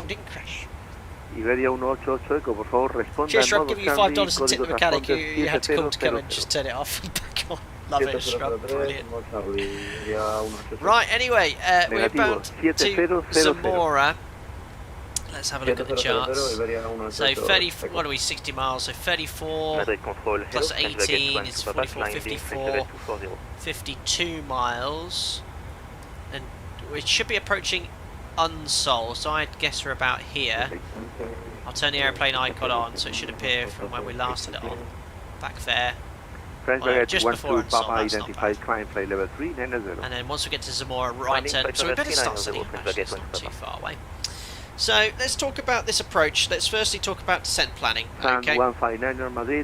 So we'll be flying inbound on. Let me get everything set up here. This airway. This is why I chose this routing text. It suits conventional navigation really nicely. Once we get to Zamora, we'll make a right turn on the upper Mike 50 airway north towards Veta, Omessi, Roback, then Exonder, and that's where the star starts at Exonder. We're flying at Exonder 1 Bravo today. So if we look at the chart, select the actual chart. So once we get to Exonder at 110, we'll get to 18 miles from the VOR all the way from Zamora. We'll be flying on this radial towards the VOR. 18 miles, we'll start a left turn, and it'll be a 16-mile arc all the way around until we get to the 290 radial. We'll fly onto the VOR via Tuxel. So that's what we're going to fly today. Raw Data DME ARC. Wish me luck. And we're going to follow the descent profile here. Now, what I worked out, 6723. Exonder's the minimum flight level. We can't go below this. A lot of high terrain. Beautiful approach, by the way. There's a lot of high terrain south of Asturias. So what I want to do is aim to be at 110 at Exonder. So we need to do a little bit of mathematics here. we're at 35,000 feet, okay, 35,000 feet, we want to be at 11,000 feet by Exonder. Alright, so what's fit? Someone tell me in chat, what's 35 minus 11? 35,000 feet minus 11,000 feet. Take your time. I've got the, where is my... Alpine 6723 Madrid, can't find it expect now. There Toledo it is. 3 Charlie arrival for ILS runway 32 left. Excellent! 24 is the answer I was looking for. Well done. Time's up by 3. Can somebody times up by 3? Oh, Alia Aston's already on it. Who put pie in there? Aidan J. Robbins, brilliant. Can I call a friend? Excellent. 24 times 3 is 72. Excellent. That's what I want to hear. 72 miles is roughly where we want to start our descent because the aircraft loses around 3 miles every 1,000 feet. And any tailwind, headwind component we take into account. We might have a bit of a headwind, but I don't mind being slightly at 110 early. Now, how do we know we're going to be at 11,000 feet at Zonda? We need to take into account this here. 30 miles from the VOR. So 30 miles from the VOR, Asturias, we want to be at Exonder. So 30 miles from the VOR is Exonder. So how many miles prior to the VOR Asturias do we need to start our descent? Who's going to be first in chat, I wonder? Waiting patiently. Alpaca 50 Mike Charlie Madrid, expect Honda 1 Bravo arrival for VOR Approach runway 11. Exonder 1 Bravo for the VOR Approach runway 11, Alpaca 50 Mike Charlie. Who we got there? So close, Danielle. Just need to add something to something. List them in. You've got it. 102 miles. 102 miles. Europa 7706 for lower. Well done, list them in. Contact. So 102 miles from the VOR is when we start our descent. 30 miles from the VOR plus 72 miles to descend 3 times the height, and that should roughly put us at 11,000 feet, give or take. You know, a couple of miles or so, but it's just to be conservative. You've got it, Larger, that's it, 102 miles. And what we're going to do is find out the frequency for Asturias, 112.4. We'll put that on Jim's side, 112.4. Won't be using the ILS today.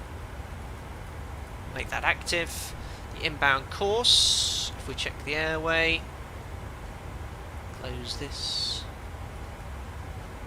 Get rid of the airplane icon, is 354, look, 354, so we'll put 354 on the course, and everything is set up to fly inbound to the VOR, and we're a little bit too far out to get the ident yet. Domino Mosin, Rigged, he always knows the answers to your questions, he does! Touring 4x4, music is gold. Oh, it's like a DJ set. I could do all sorts of sound effects. If you like Lego, and you've played Lego Star Wars, I've even got the Yoda death sound effect from Lego Star Wars. You know, we've got everything here. Tanzania 6263, buenas tardes, identify climb play level 390. To be played at timely opportunities for pure wit and entertainment. Pouring water, but the out times 3 ratio is when you're at the same airspeed. So if you're flying at decimal 78, the airspeed is going to increase. We won't be maintaining back decimal 78. We'll convert and fly a fixed indicated airspeed, and sort of it balances itself out from the initial descent being fast, and then slowing down as we descend by flying an indicated airspeed. And remember, this is just rough. It's not an exact science. You'll be within level 110 within sort of 5-10 miles, and you can just adjust your vertical speed accordingly. It's just a rough estimate of when to start your descent. For every 10 knots tailwind, you can add a mile. For every 10 knot headwind, you can decrease a mile. Looking at this here, we're going to have a headwind probably around 50 knots. Oh, look at that! The Victor Echo Sierra has just come online. So we'll continue to Zamora for a short while. In fact, what we can do within range, although it's a long, well, quite far away to navigate from that actually. So what we'll do, you can see it's coming in, approaching Zamora 11 miles. We're about 8-9 miles away. We'll start our turn, and we'll fly initially outbound from Zamora. Oh yeah, professional pilot too. Yeah, so don't forget that. Professional streamer, you got it. That's what it's all about. Professional streaming. But I must say, a number of you I know are training PPL, CPL, ATPL. You might be line pilots. Everything I'm telling you is based off my knowledge. I'm trying to be as accurate as possible, but under no circumstances is it to be used to enhance your knowledge or to be used or applied to line operations. That's my ultimate disclaimer. It's purely for entertainment. Right, it's approaching Zamora now, so I'm happy to sort of make a little intercept onto the outbound radio. Airport 354. partially identified, flight level 320.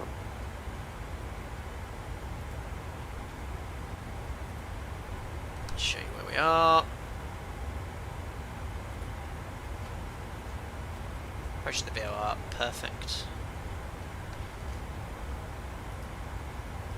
We've got the Vector Echo Sierra.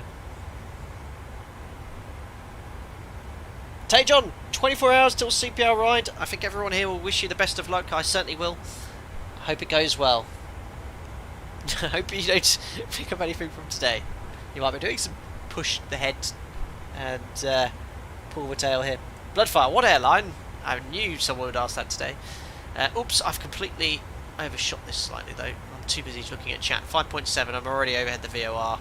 So flying slightly past the CDR, but the VOR here, but you can see we're on it. That was obviously 120 miles away, so I'm just going to turn back towards the radial. We've overshot it slightly. We have a look here. We'll be to the left of Zamora. There we go. Whoops. My bad. Bloodfire, please don't apologise. It's quite common for people to ask who I work for. It's a natural curiosity. Obviously, I could be lying. I could be saying I am pilot, and I've been saying that for 6.5 years running the channel. But I have a very a good liaise very well with my operator, and they give me full permission to run the channel, which I'm very, very grateful for. There are obviously some caveats, but they're pretty simple things. You know, can't share documentation. Don't let it affect my duty, so you won't see me doing this sort of before a very long flight, before a duty or something. I do occasionally do a standby and things like that. Yeah, very, very fortunate. Can you use VOR to intercept radio? Absolutely, Nizambo. I'm a little bit too close, and I've actually, look at this, I've not taken into effect this wind here. If I bring up the charts again, it's pushed me off course as well. So you can see, look, I've gone all the way out here, and that is thanks to this huge wind. So what I'm actually going to do now is resort to the other VOR.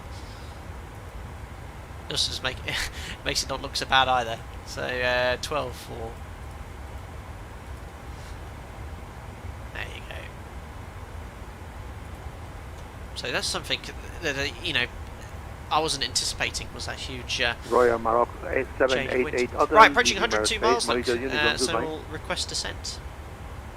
Intercom, hasta luego, Morocco 9788. Alpaca 50 Mike Charlie, request descent. Alpaca 50 Mike Charlie, Madrid, clear descent, flight level 100. So flight level 100 at Alpaca 50 Mike Charlie. And today, I don't know if you're providing radar for Asturias, but we'd like to request the full procedure with the DME ARC, please. 100. Cockpit, no worries, expect vector for final approach. That's not what I said. On runway 11. Yeah, I'd like to actually request the full procedure, please. No vectors, because I'd like to fly raw data, please. Copy. Full procedure to runway 11 via VOR. Gracias, Senor Alpaca 50 Mike Charlie. Excellent. Top of descent, 102, 100 checked. Excellent. Lost in translation.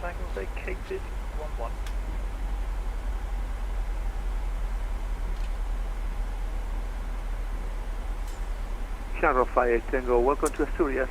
Oh, someone's just landed in Asturias. Bravo, stand oh, so we're going to have ATC 7. all the way. Awesome. Stand 7 by Bravo.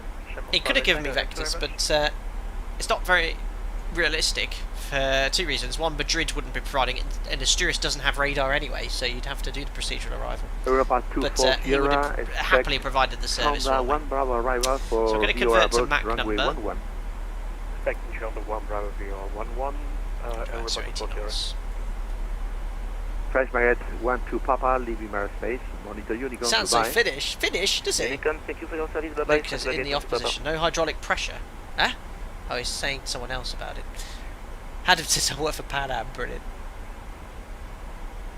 Oh, Cutie, yes, sorry, we haven't done any time distance heading calculations. Well, you can do, so let's do one quickly. 95 miles to Vez. Obviously we're going to be slowing down as we maintain indicated airspeed, but let's have a look here. Ground speed, 95 miles to run, so we've got to do distance first, so it's 95. Divide that by our speed, 400, times that by 60. So at present speed we should be there in 14 minutes and 15 seconds. So 14 minutes. And that will, you know, that amount of time will obviously decrease, but as we slow down as well, it'll increase. So it's probably about 15 minutes to go. 15 minutes to lose 20,000 feet. So that's going to be, we want to be doing around, well, 1,300 feet per minute. So a lot less than that, but it's always good to be conservative, and we've got that huge headwind component as well. I've not taken this headwind into components, so we're actually descending a little bit early. That's fine by me. Minimums. Approaching minimums. Couple come in here. Touring 4x4. I don't think that's pinged through. Thanks again. Here it comes. Thanks for your $15 again. 20. Very generous, sir. 10. Hope you're having a lovely evening in Australia. Can't deny it, you're chief pilot at Alpaca Airways. I'm not chief pilot at Alpaca Airways. Everyone knows who chief pilot at Alpaca Airways is. It's not me. Thank you very much, buddy. Ali Aston, thank you very much for the gifted membership. That's very kind, madam. I really appreciate that. And that's gone to Luke P95. Luke P95, welcome aboard as a member. That's directly from Ali Aston. Really appreciate your generosity today and welcome on board, Luke. Thank you very much, Ali. I hope I'm pronouncing that correctly. 65, good question, great question. Since you've been cleared to a level lower than the restriction on the approach, can you go below 110?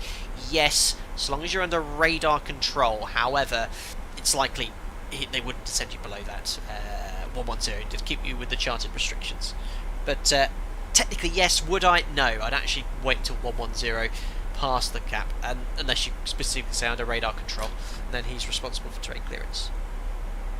Jack's the chief pilot, you got it, guys. He is the boss. William Bosch, that's a great question. We've been answering that all day today. In reality, would you even take off with a double FMC MCDU failure? So the MEL states yes, you can depart without FMCs. However, it does say refer to your Annex 1 for operational restrictions applicable to the MEL item. And in Europe, RNAV 5 is pretty much required in all airspace above 9,500 feet, flight level 95, and that requires one FMC. So could the aircraft do it? Absolutely, it's what we've done today. Could you actually do it in Europe? Don't know about anywhere else, but yes, but you'd have a lot of airspace restrictions. Rab H, most of the VORs are disappearing these days. What would happen if you have no VORs to navigate? Make sure your FMCs don't break. That's it. It's the way the world's going. Okay, es problemático. He recibido su petición de descenso, pero forgotten, guys. We've not done the landing performance. My goodness me. And we need to do it manually. I completely forgot. So, let's have a little look here. Asturias. Now, obviously we checked the full landing performance calculation. Let me just get the charts up again. So it's 2,200 metres, not very long here, guys. We'll probably use full length today. We've got a good headwind though. Let me just have a little look here at the weather. Asturias, it's 0406, so runway 11, 10k, 1025 is the QNH, so I'll just preset that now. 1025 and 17 degrees. So we're going to use flat 40 and 2,205 metres. So our gross weight, let's work that out. So our zero fuel weight was 58.1, and we have 16, let's call it 3.3 tonnes. And we're going to probably burn another 400 kilos on landing, so we're landing with about 2.9. So 2.9 plus our zero fuel weight of 58.1. Our landing gross weight is going to be about 61 tonnes, okay, 61 tonnes. You guys work out my VREF, please, for flat 40, I'd like. 61 tonnes. And this is the table we have. So, you tell me, guys, flat 40, 61 tonnes. Bit of interpolation. we'll work out our VREF. And this is what the FMC calculates for you. Obviously there's no FMC, so we need to resort to the tables to work out our VREF. Remember, this is our VREF. We need to add a fly speed on top of this.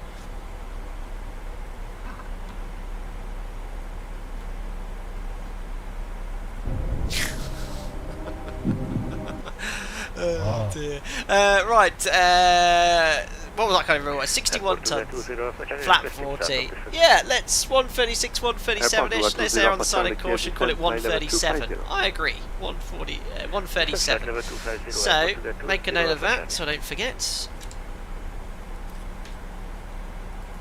We're going to be very low here. 137. We need to go here to speed reference, VREF. 137, and this will put all your other bugs on for you, your flat bugs, everything there. 137, and move that back to set. Not the only thing we need to calculate though. Let me have a look here. On approach, this automatically resorts to go around on the approach, so you have a target go around thrust, a full go around thrust set. Again, I'll ask you today, the temperature in Asturias is 17 degrees. The elevation, let's call it 0 feet. It's, well, we'll be conservative, round it up to 1,000 feet. It's about 400. And the temperature, as I said, was 17 degrees, 1,000 feet. What's my go around N1? Well, it's quite easy, this one.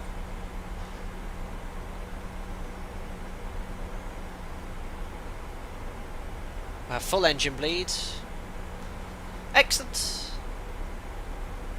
98.9, I agree. And we need to set these bugs up here, 98.9.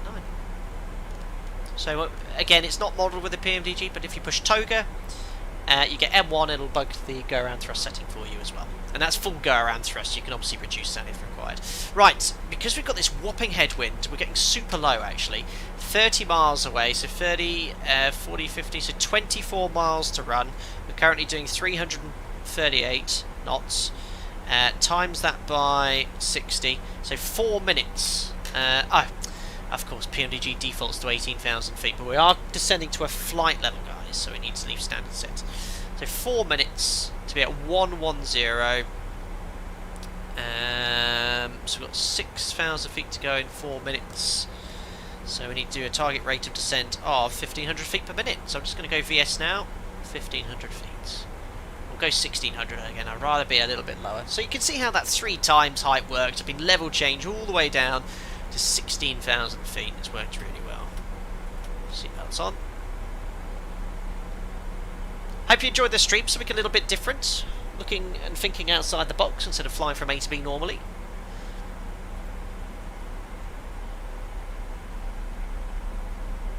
So much easier in the US.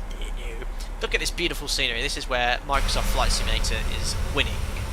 Beautiful approach here.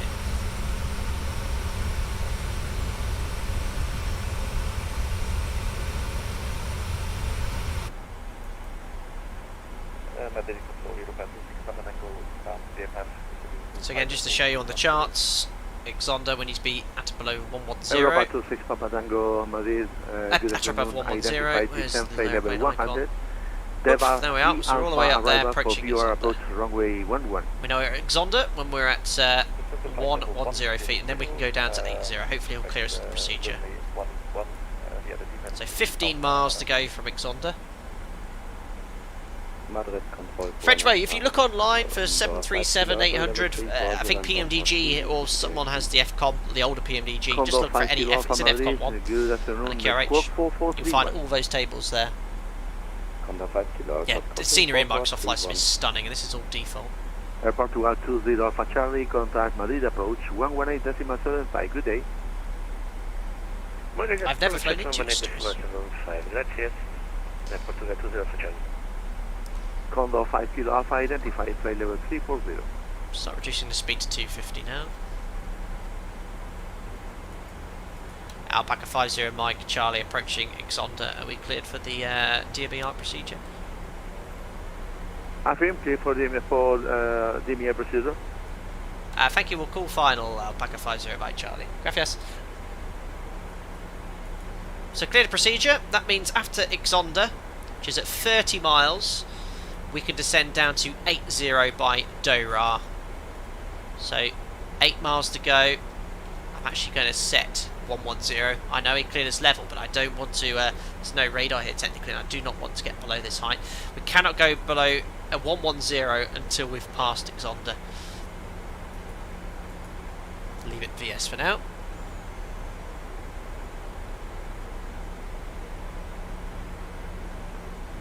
Torrent 4x4, can you not change your region in the settings of the PMDG? Yes, in the FMC init ref page, but it defaults to 18,000 and is broken.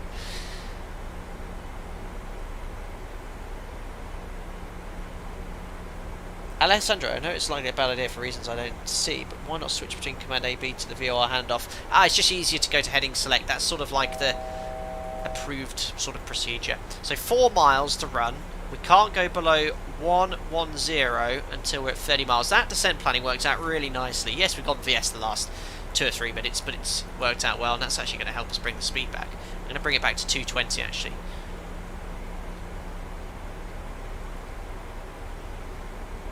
So just to show you here, 32.6, we're approaching Exonder. Let's just put a little plane icon on.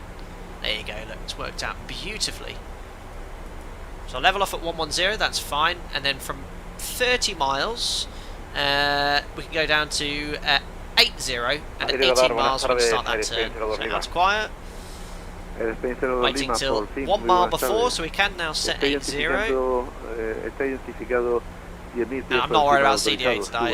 CDA, so 30 miles, we're exactly overhead Exonder. There's to show you, look. Exonder, going down to 80 until 18 miles, where we start our turn. So now we're going to set the final approach track for the VOR approach on Jim's side, which is 109. And once we start the DME ARC in heading select, I'll do the same.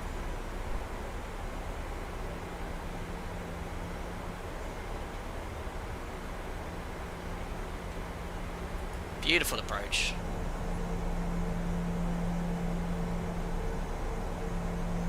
And I'll tell you one thing, flying aircraft like the Fearless 747, the FlyJSim aircraft, has genuinely helped keep me in the loop with regards to flying raw data.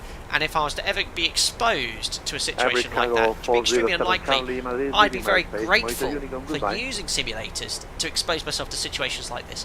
These are incredibly good at replicating these non-normal situations. And it genuinely has benefits, for me personally at least anyway.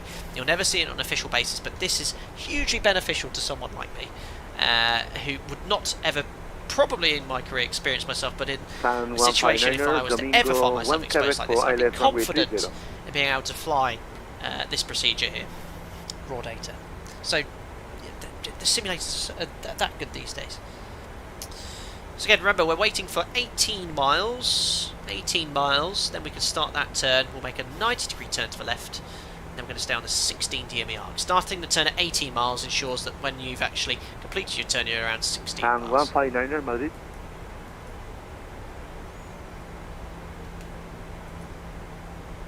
Oh, forgot to set the order brake. Order brake 3. Perfect. So passing 100 for 80, post-cruise checks, fuel full. We've got 4 pumps on, we took standard fuel, and we've got just over 3 tons left. Lights, angle of bank set to 25. Domingo 1 cabin arrival for ILS runway 30. Set, seatbelts on. Enable descent flight level 90. Waiting for 18 miles, and we've got to maintain 80 until we get to Basuk. How do we know at Basuk? Well, the tail of that needle on the RMI will be on 209, telling us we're on the 209 radial. Then we can descend to 6,000 feet. Arrival for ILS runway 30. So again, waiting for 18 miles. My workload will increase now in the next 10 minutes, so I will not perhaps be as interactive with chat. Do apologise.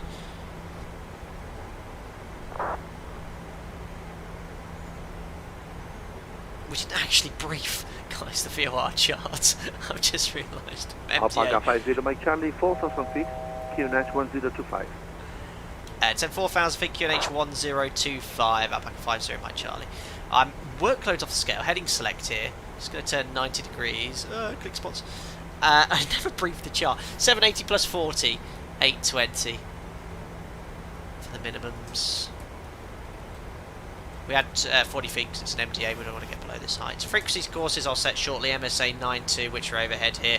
Down to 4,400, step down to 2,000. Final approach fixes here. I'm very sorry, we just didn't have time to brief that. So 16 miles. Turned a little bit too late, perhaps. 80. I know he's cleared us lower, but I just want to follow the procedure here, guys. So let me just get the chart here. So I am going to wait until we're on the 209 radial to start that turn. And again, I'm a little bit late, so I'm just going to delay that next 10-degree turn. Not too bad, just 0.3 mile off. The tail of that needle is 209, so when the tail of that needle's on 209, we can descend to 6,000 feet. Europa 26 Papa Tango, descend. So there we are. We're back on the 16-mile arc. 1025. Turn 90 degrees, get this flat, 280, and we'll set the course to 109. Madrid Center, Iberia 372 at flight level 240, inbound There we are, to that's the off. runway. Heading set. Iberia 3722, Buenas tardes, identified, flight level We're just going to 240. maintain Climb 80 flight level to the 340. Basuk. Guiding flight level 340, 60.3, Iberia another 372. 10 degrees. San 159er, descend flight level 90. And once we're within 10 degrees of the final approach track, which I'll now set here, 100, 109. So 290, when I'm on the radial 280, we'll turn final. 16.4, another 10 degrees. Just doing turn 10, twist 10. Condor 5 Tango X-Ray Madrid, good afternoon. Identify flight level 60.4, do another 10 degrees. Confirm your This isn't going as well as my flight level. test sector. My test sector was actually quite accurate. Copy, So remember, climb flight tail level 340, 209. We should be about here now, just before Busuk. There's the plane. There we are. So happy with that. We're going to descend now to 6,000 feet. Minimums. Level change. Minimums. And Approaching minimums. set QNH 1025, passing 8,300 for 6,000 feet. Stand by our 2-minute set. Ian, thanks for 30 months. Would you like to see a 200 come to Microsoft Flight Sim with SIVA, same as FlyJason for X-Plane? Absolutely. I'd love any classic jet. Absolutely. So back on 16 miles. I'm just going to leave it on there again until we're at 90 degrees off. I know there's some fancy formula to take into account the wind as well, but we do need to bear that in mind. Let me just start the flight recorder.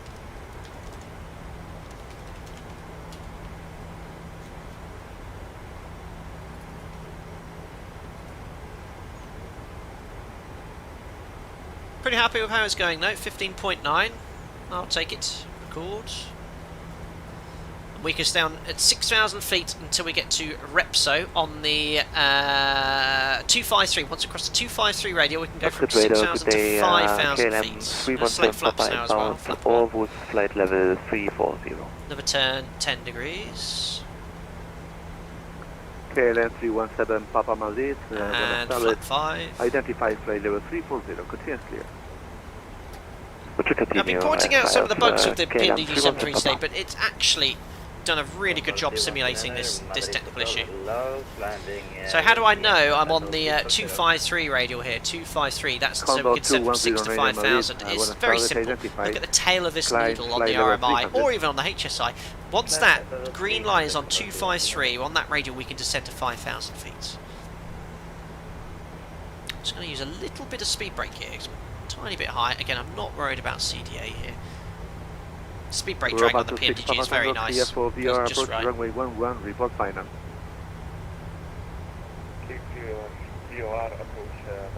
Thanks, and so yeah, I'm going to be very busy here, guys, so I will not be able to answer any questions until on the ground, but I'll happily do it then. 60.3, just too busy looking at chat. Just do another 5 degrees here.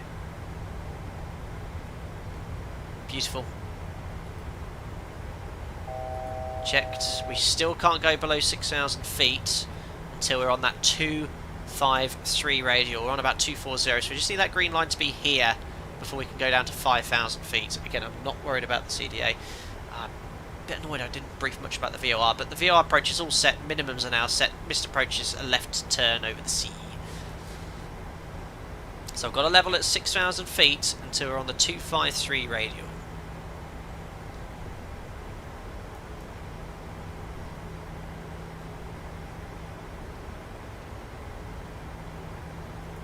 Nearly there. So level off, that's fine. I have to level off. I don't mind about CDA today. Work close too high. So approaching Repso now, 253. I'll just show you the aeroplane. There it is. Just turning back inside that arc there because I've got a little bit too far. So that you always know when you're going towards the VOR because the arrow is pointing above 90 degrees. So it should decrease. Once it's the head's below it, you'll increase the DME. Yeah, replay is on. I am recording as we speak. So 253 is coming up. I can now descend to 5,000 feet. Level change.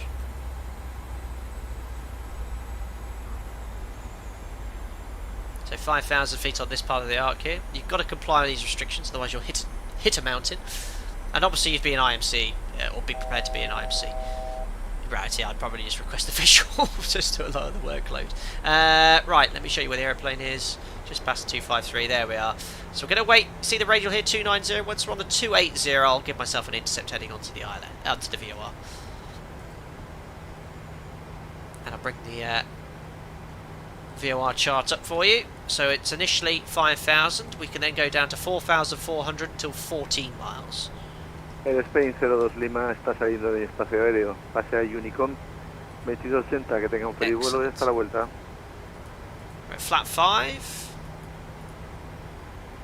Want to be within 10 degrees here, so another 20 degrees. Don't worry about CDA today, I do not mind. 16.2, another turn. Airspace 02 Lima sale de mi espacio aéreo. Pase a Unicom 2280, adiós. It's a bit early to turn here. Let's see if we can see the airport. Should be over there in the distance. 5,000 feet level.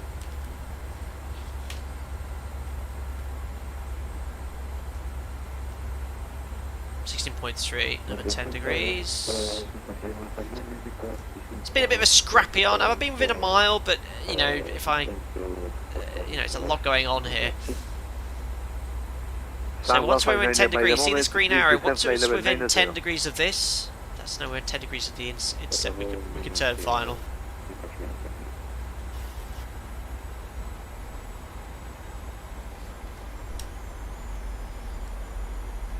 16.2, do another 10 degrees.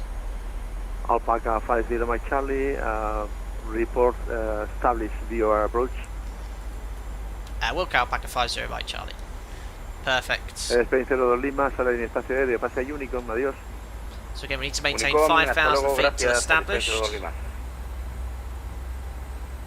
This is so busy. Another 10 degrees. Europa 26 Papa Tango, runway 11, surface wind 060. So you can see it's coming in here, but don't be too early because you just want to wait until you're on 16-mile arc. Perfect. And I'll give myself an intercept heading now. Descend, fly within 10 degrees, we'll go down to 4. Europa 240. Level change. I'll just go VS 1000. And we can arm VOR lock. So VOR approach without an FMC, you can't use LNAV or VNAV, you've got to use VOR lock. Or you could use heading select and just do it, you know, old school, but you can use VOR lock and vertical speed for pitch mode. VOR lock's not the most accurate. LNAV's better, but obviously we've got no FMC. Bug the flat 5 speed now. We're just coming up established, so 4,400 till 14 DME, and then we can go down to 3,700. Actually, we'll go to 3,700 now, can't we? So 3.7, vertical speed, 1,000. And then after 14 miles, we can go down to 2,000 feet. And for vertical speed approaches, you must be level 2 miles before the final approach fix. So 14 miles. So 14 miles you can see here. We can now go down to 2,000 feet. Localizer alive, radial alive, radial capture 109. And 2,000 feet level change. Sierra Charlie X-ray 159er, descend flight level 70. So 2,000 feet until the final approach fix, and vertical speed approaches at my operator, we, as I said, need a 2-mile level segment, so we need to be level 2,000 feet. Oops, just watch the flap. I'm a bit, oops, a little bit, should never bug below the flap speed. I need to be level 2,000 feet at 8.8 miles before for VS approach. Alpaca 50 Mike Charlie established on the final approach track for VOR 11. Alpha 50 Mike Charlie, copy, continue approach, you're number 2. Continue approach, Alpaca 50 Mike Charlie. Perfect, so we're descending in level change. Need to be at 8.8 DME level. In fact, I'm a little bit high here, I'm just going to use flap 10. Approach check's done. Europa 24 Sierra, altitude 4,000 feet. There we are, all established, just waiting to get down to 1025, 4,000 feet. 2,000 feet at 8.8 DME. Want to go checked. Missed approach, climb to the VOR, left turn, maximal 85, Charlie trip SA 159 descend altitude 6,000 feet. Clear for either Zulu. Perfect, so I need to be at 2,000 feet at 8 Report point, what's this, is 8.6, just caught it, look, so we've got 1 mile to go and we're just coming up level here. I missed all this out in the briefing, but there's height checks. We're going to be doing about 140 knots on farm speed to 800 feet per minute, 3.05 degrees, and there's some height distance checks as well. It'll be easier if you just get your own shots up. Look at that, 2,000 feet. We need to just wait for our do you hold. prefer continue the Spectre maneuver or prefer vector? No worries from my So side. out hold, No, I don't mind that you 2,000 didn't feet. clear us for the approach. Just want to make sure out hold, and then we can now set the missed approach altitude 5,000 feet. Affirm, continue VOR approach. Okay, we'll Perfect. continue Now the we're just VOR going to approach. wait until 6.8 DME, and then we can start our descent. We initially do 1,000 feet per minute. Europa Gear. 26 Papa Tango, welcome to Asturias. Stupid The PMDG. Alpha stand number 3. Then get out, Yeah, flat 15, match speeds, landing Alpha checklist. 50 Mike Charlie, runway 11, traffic wind 060 degrees, 8 knots, clear to land. Runway 11 clear to land, Alpaca 50 Mike Charlie. There's 6.8, 1,000 feet per minute. Back steadily, got the speed brake arms, there we are, extended. There we are. So start switch is continuous, recall checked, speed brake arm green light, landing gear down to green, order brake set, flap 25. Below 162 we can go straight to flap 40. Distance at 5 miles. 5 miles we need to be at 1470 feet. 5 miles, 1470 feet. It's a bit of a mess there, but I think that's what happens with the real aircraft if you use the speed bugs. So 5 miles, 1470. Oh, you can't teach it! 5 miles, 1470. 5 miles, 1460. A bit low. We'll now set 700. Guys, I'm visual at this point. 3 reds. Disconnect the autopilot. Disconnect the autothrottle. Get rid of the flight directors because they are based off vertical speed and VOR lock. And we are clear to land. Flat 40. Speed. Just trying to get my head position right. Speed, speed, speed, speed, speed. Don't ever go below VREF. There we go. Right, being blown off the crosswind here. So 2 reds, 2 whites, 3 reds. Just watch that rate of descent. Checked.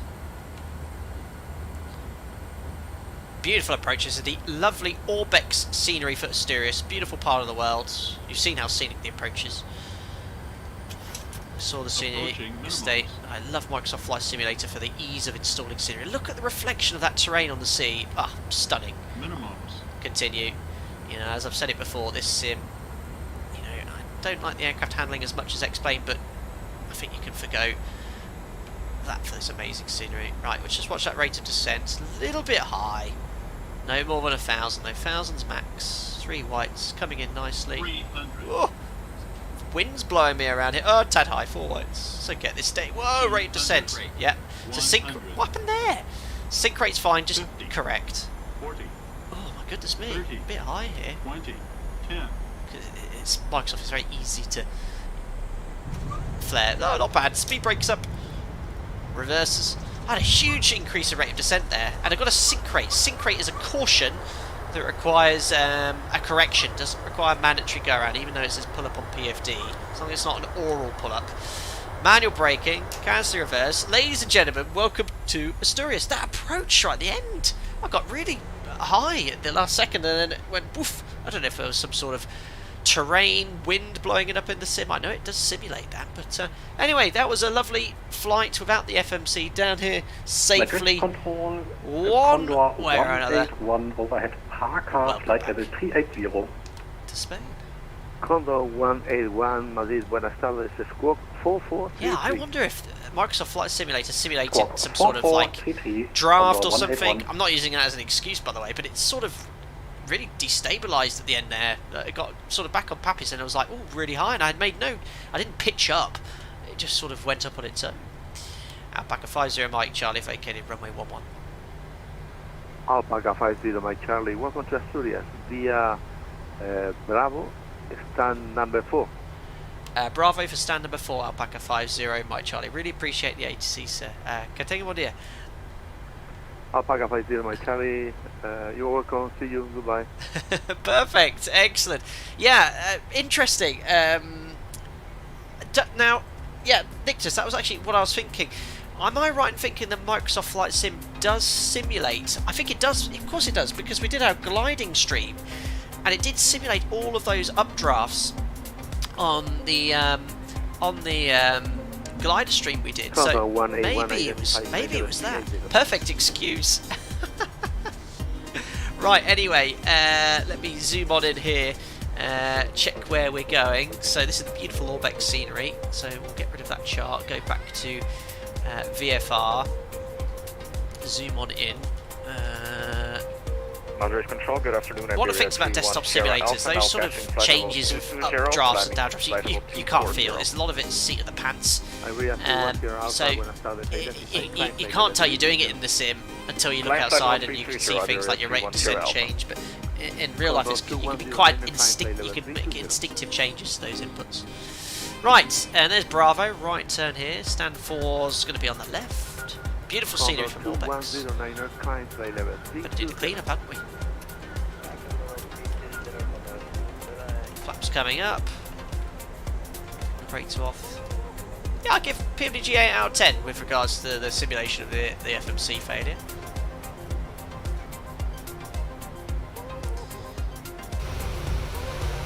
Stand number 4. Oh, there's an aircraft on the right. I know he said stand 4. I'm not getting lost. I'm going to just take stand 5 because there's a fixed aircraft there. Before you guys saying you're getting lost, I'll just whack my wing there. It's a self-positioning stand as well. Got way too much thrust on there, right? You'd want a marshaller here for sure.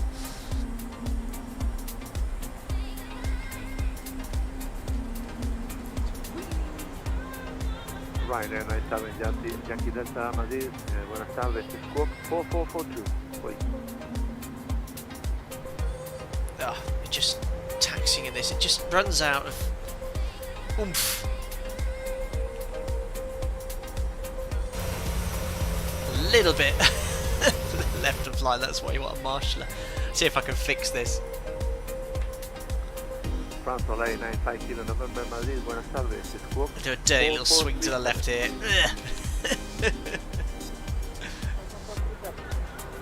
Yeah, it looks great though, the painted markings. Ryanair 97 Yankee Delta, identify flight level. That'll do. See, I don't want to look outside if I'm honest. Oh, nailed it! Guys, I'm sorry. You know, I'm a modest man, but there's just certain things you cannot teach. I'm sorry. Right, credit to PMDG, but look at that. You can't teach that. There's just certain stuff I can tell you on the stream, alright? You know, tips here and there, but there's just something that's just raw talent. I'm sorry. Oh, it's just absolute perfection. I'm sorry. I'm going to rename this stream now. How to park. Well, how to not taxi onto your stand quickly, but how to recover with 110% efficiency. Oh, that has tickled me. 2 blues, red, engines dead. Ladies and gentlemen, welcome to Asturias, northern Spain. Luck, Steve, what are you on about? Absolute no luck. It's just, you know that Star Wars scene, you know, first Star Wars, I can't remember what the film's called. You know, he doesn't need the guidance, just puts the guidance up. I can't believe it. I think that's a great view here. I'm sorry. Oh yes. Oh yes. There's just something you can't teach there. Oh yeah, 50, that's 40, 30, 20, oh, 10. Just, I think that's just, I can't, look at the middle. Gotta showboat it. Thank you. Excellent. Thank you, Tor444, for another donation. Really appreciate that. I mean, using millimeters off, it is just, it's just perfection. I can't believe it. Shame about my sink rate and terrain caution on shore final. We could disregard that. It's worth it after that. Cheers, thanks for the $15. Oh, it's just some stuff you can't teach. Right, transit shutdown flow then. They should be off already. Anti-cold can come off. Check the N2's below 20%. Voice recorders on. Isolation valve open. APU bleed can come on. Get some conditioned air into the cabin. There we are, checks complete. Nicely done, nicely done. Best pop off the network for the replay. Any questions about that flight today or landing? Yeah, it's worth talking about that sink rate. So that sink rate we had, because the rate of descent was sort of 1,200 feet, quite close to the ground. It's triggered by the radial altimeter closure rate. And a sink rate is what we call a terrain caution. You have terrain cautions, terrain warnings. Terrain cautions like sink rate does illuminate pull up on the PFD. Can be a matter of confusion for certain line pilots. They see pull up and think, oh, mandatory terrain escape maneuver. Now, go around would always be the safest option, but a mandatory terrain escape maneuver is a oral pull up warning. So if you ever hear orally pull up from Bitching Betty or whatever it's called, you have to do the terrain escape. But a PFD sink rate is a caution. You can actually continue. It simply says in the QRH, correct, configure the airplane, make a correction, but it'd be nothing wrong going around there. But that was a big thing there. I did forego the VOR briefing. The workload was so high today with the non FMCs that I did miss that, but we quickly covered it, stepped down accurately, and I'm happy with how the approach went. And it's just to show you that you can actually fly the aircraft with the FMC. Rabbage, you have a full book of excuses. Yeah, thousands of pages. I've just turned to 721 for that one. Nathan Shelf, unbelievable. Janice says, not allowed to key the HF radial if I ever knew how to type properly. Yes, you shouldn't be doing that on the ground, especially when refueling. Very, very dangerous. Beacon lights. Yeah, I remembered that. What you're on about. Should be the thumbnail, the parking. I feel a YouTube short coming on, or Instagram. Yes. I will perhaps make a little clip for that. It was absolutely nailed. Supersonic Nigel uses the force to fly 737, which will FMC. Oh, to park. Only park. Brilliant. What was the landing rate? I doesn't pop on for me. Only on the overlay for Streamlabs. It's not as accurate as the one in Airspace. It's just your rate of descent. But I feel it was okay. Maybe 200 or 300 feet per minute. So yeah, this is the Orbex scenery for Asturias. I'll leave it. Very, very nice. I don't know if the air bridges are interactive. They possibly are. But Orbex quality is often very, very nice. You can see there's the turtle in here. Can you pop yourself inside? Yeah, it's a little bit modelled here. I've never been to Asturias, but look, we've got the lady dressed in red with a snake tattoo. These people are very excited to be flying with Alpaca Airways, as is this individual and this guy as well. Good flexibility. She's checking the departures board. Who flies from Asturias? We've got I can't see various airlines, but yeah, it's a lovely modelled airport. Great scenery if you want to fly in here. Fly the VOR Approach. Typical Spanish car park look. You've got your car rental agencies. Sixt, Europe Car and Avis. Others are available. Very, very nice. VOR Approach, you've got an ILS on runway 29 as well to fly to. Very good. Thank you, Orbex, for sending me a copy. Right, so I think that's it for today. Is the Lou modelled? No. After the parking now, he's looking for Julia at the airport with that luck. Can't have my luck with that parking, Steve. Very likely. I mean, look at that. I couldn't. Absolutely. It's just super square on as well. But was not quite. No, we won't concentrate on that bit. It'll do. Minus 237. That's good. That's good. But yeah, that was good fun. I enjoyed that. If you want to simulate FMC failures, you can do. The PMDG 737, I have to say, it's overall very well modelled. Toga wasn't working on takeoff, and it doesn't seem to set the N1 target bugs. Truthfully, I've never flown the aircraft in that. It's been a long time since I've seen it in the sim. So, my knowledge, I anticipate it setting that. Whether it does it or not is another thing, but I'm pretty confident it would do. And yeah, it's a nice add-on, and the PMDG 737 is certainly realistic enough to enjoy flying a 737 in Microsoft Flight Sim. That scenery on that approach was stunning as well, although I couldn't have much opportunity to look outside because I was doing the work of 2 people, and that's with regards to no FMC. My workload was very high. But I hope you enjoyed it, and we'll perhaps look at another technical issue stream in this aircraft in the not too distant future. Thanks, Rob H. Glad you enjoyed it. Steve M. have to post a clip on that in Discord. Absolutely spot on parking, nailed it. Replay, I want to see that wind. Yeah, let's have a look at that, because it was definitely, I think something definitely flicked it up there at short final. Right, let me just make sure I've definitely logged off of VATSIM. I have. We'll turn off the overlay. There we go. And oh guys, I just need to load up a panel state for this. So load, let's select final, execute fire standard. That was for when we did the engine failure stream, just to get the aircraft quickly configured. Right, engine's coming on. Not much fuel, but we're okay for replays. Excellent, flaps are configured. Let me just turn the applicable lights on, otherwise you'll hear clicking noises during the replay. There we are. Right, that should be good now. Stop recording and replay. Bear with it. Does this frequently? Let's just put you here on final. Let the scenery load in as well. Cue the funky replay music. If it would work as well. Why is that not working? There we go. Right, let's have a little look at this. So obviously everything is sort of not displaying because it is a replay, but I think the altimeter and rate of descent's accurate. So let's have a little look here. Ignore the master cautions. So it was a little bit high there. 3 whites, 1 red. That's okay. And my rate of descent was about 659. So it was 1,000 feet there, look.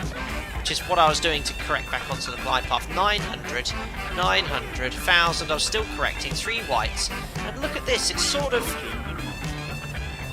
just ballooned up there. Yeah, yeah, look at then a map. I think, look, watch the rate of descent, how it changes really quickly. And I made no inputs on the controls. Watch the rate of descent here. And I think that might have been some sort of wind change or something. Look, because my attitude doesn't really change much. But look at the rate of descent. Watch this. Not here. Look at that. Look at that. Now, there was definitely something going on there. My attitude, I was obviously pitching up at this stage. But just look at that. My attitude stayed exactly the same. And look at the rate of descent change. Attitude's the same, and it went to 1,200, and I obviously pitched up to arrest the rate of descent. So yeah, credit to Microsoft Flight Simulator. I think they squeezed in a little bit of an updraft coming up from the wind. Yeah, the wind's coming in here from the northeast. It's updrafts over these trees. But look at the attitude. The attitude stayed exactly the same, but our rate of descent went from about 700 to 1,200 with the same attitude. Very indicative of some sort of downdraft. Speed stayed the same. Look at that. Look, same attitude. We went from 700 to 1,200. I actually pitched up. Turbulence is set to realistic, Ravage. Really cool. Let's have a look from outside. Good excuse, anyway. You can see it sinking there. And I added power and pitched up. And stuff like that happens in real life. I don't use FS Realistic at the moment, Steve. This is just default Microsoft Flight Sim weather. Aircraft does feel static in Microsoft Flight Sim, but it was definitely influenced by something because the attitude stayed the same. And look at the aircraft just sink. Look, sinks now. Look at the attitude. The attitude's the same. Sink, sink, sink, sink, sink. Sink rate. Added power, pitched up. Really cool. Really cool to see. Sensor line tracking wasn't great. A bit high. Nice.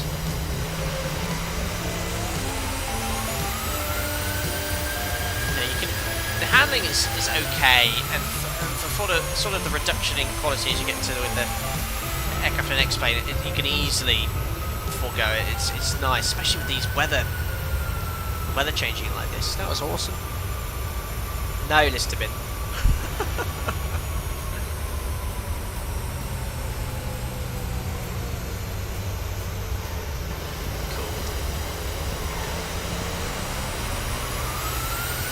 Sense line was good after we touched down there. Yeah, really nice. Oh, Ali, you're just being nice. Right then, guys, we'll leave it there. I'll pop you here at around, what's that, I reckon, about 7-8 mile final. That'll do, and I'll put you in this wing view so you can enjoy this beautiful approach here on the left-hand side. There we go. So that's it for today, guys. I hope you enjoyed that. High workloads, something a little bit different for you to see. I certainly enjoyed it, and I'll enjoy flying some old school aircraft again in the future, so we have to do that sort of flying. Thank you very much to that controller who provided ATC as well. Really enjoyed that added element of realism. Go check out the PMDG 737. Awesome add-on, really is. Very, very good with regards to what was modelled, and I only pointed out the things which were wrong, which again you're probably never going to expose yourself to with these sort of failures we had today. To everyone that donated, thank you very much for your generosity. To everyone that gifted members today, thank you very much indeed. That's very kind, and welcome on board to all of those new members who not only were gifted but joined on their own accord. So welcome on board, guys. And to all the regular viewers and subscribers, thank you very much for popping in. As I said, I hope to perhaps do something on Sunday evening in a helicopter of some sort. I'll keep you posted on the relevant social media channels as ever. Enjoy what's left of the evening, morning, afternoon, wherever you are. Take care of yourselves, and I'll see you very soon.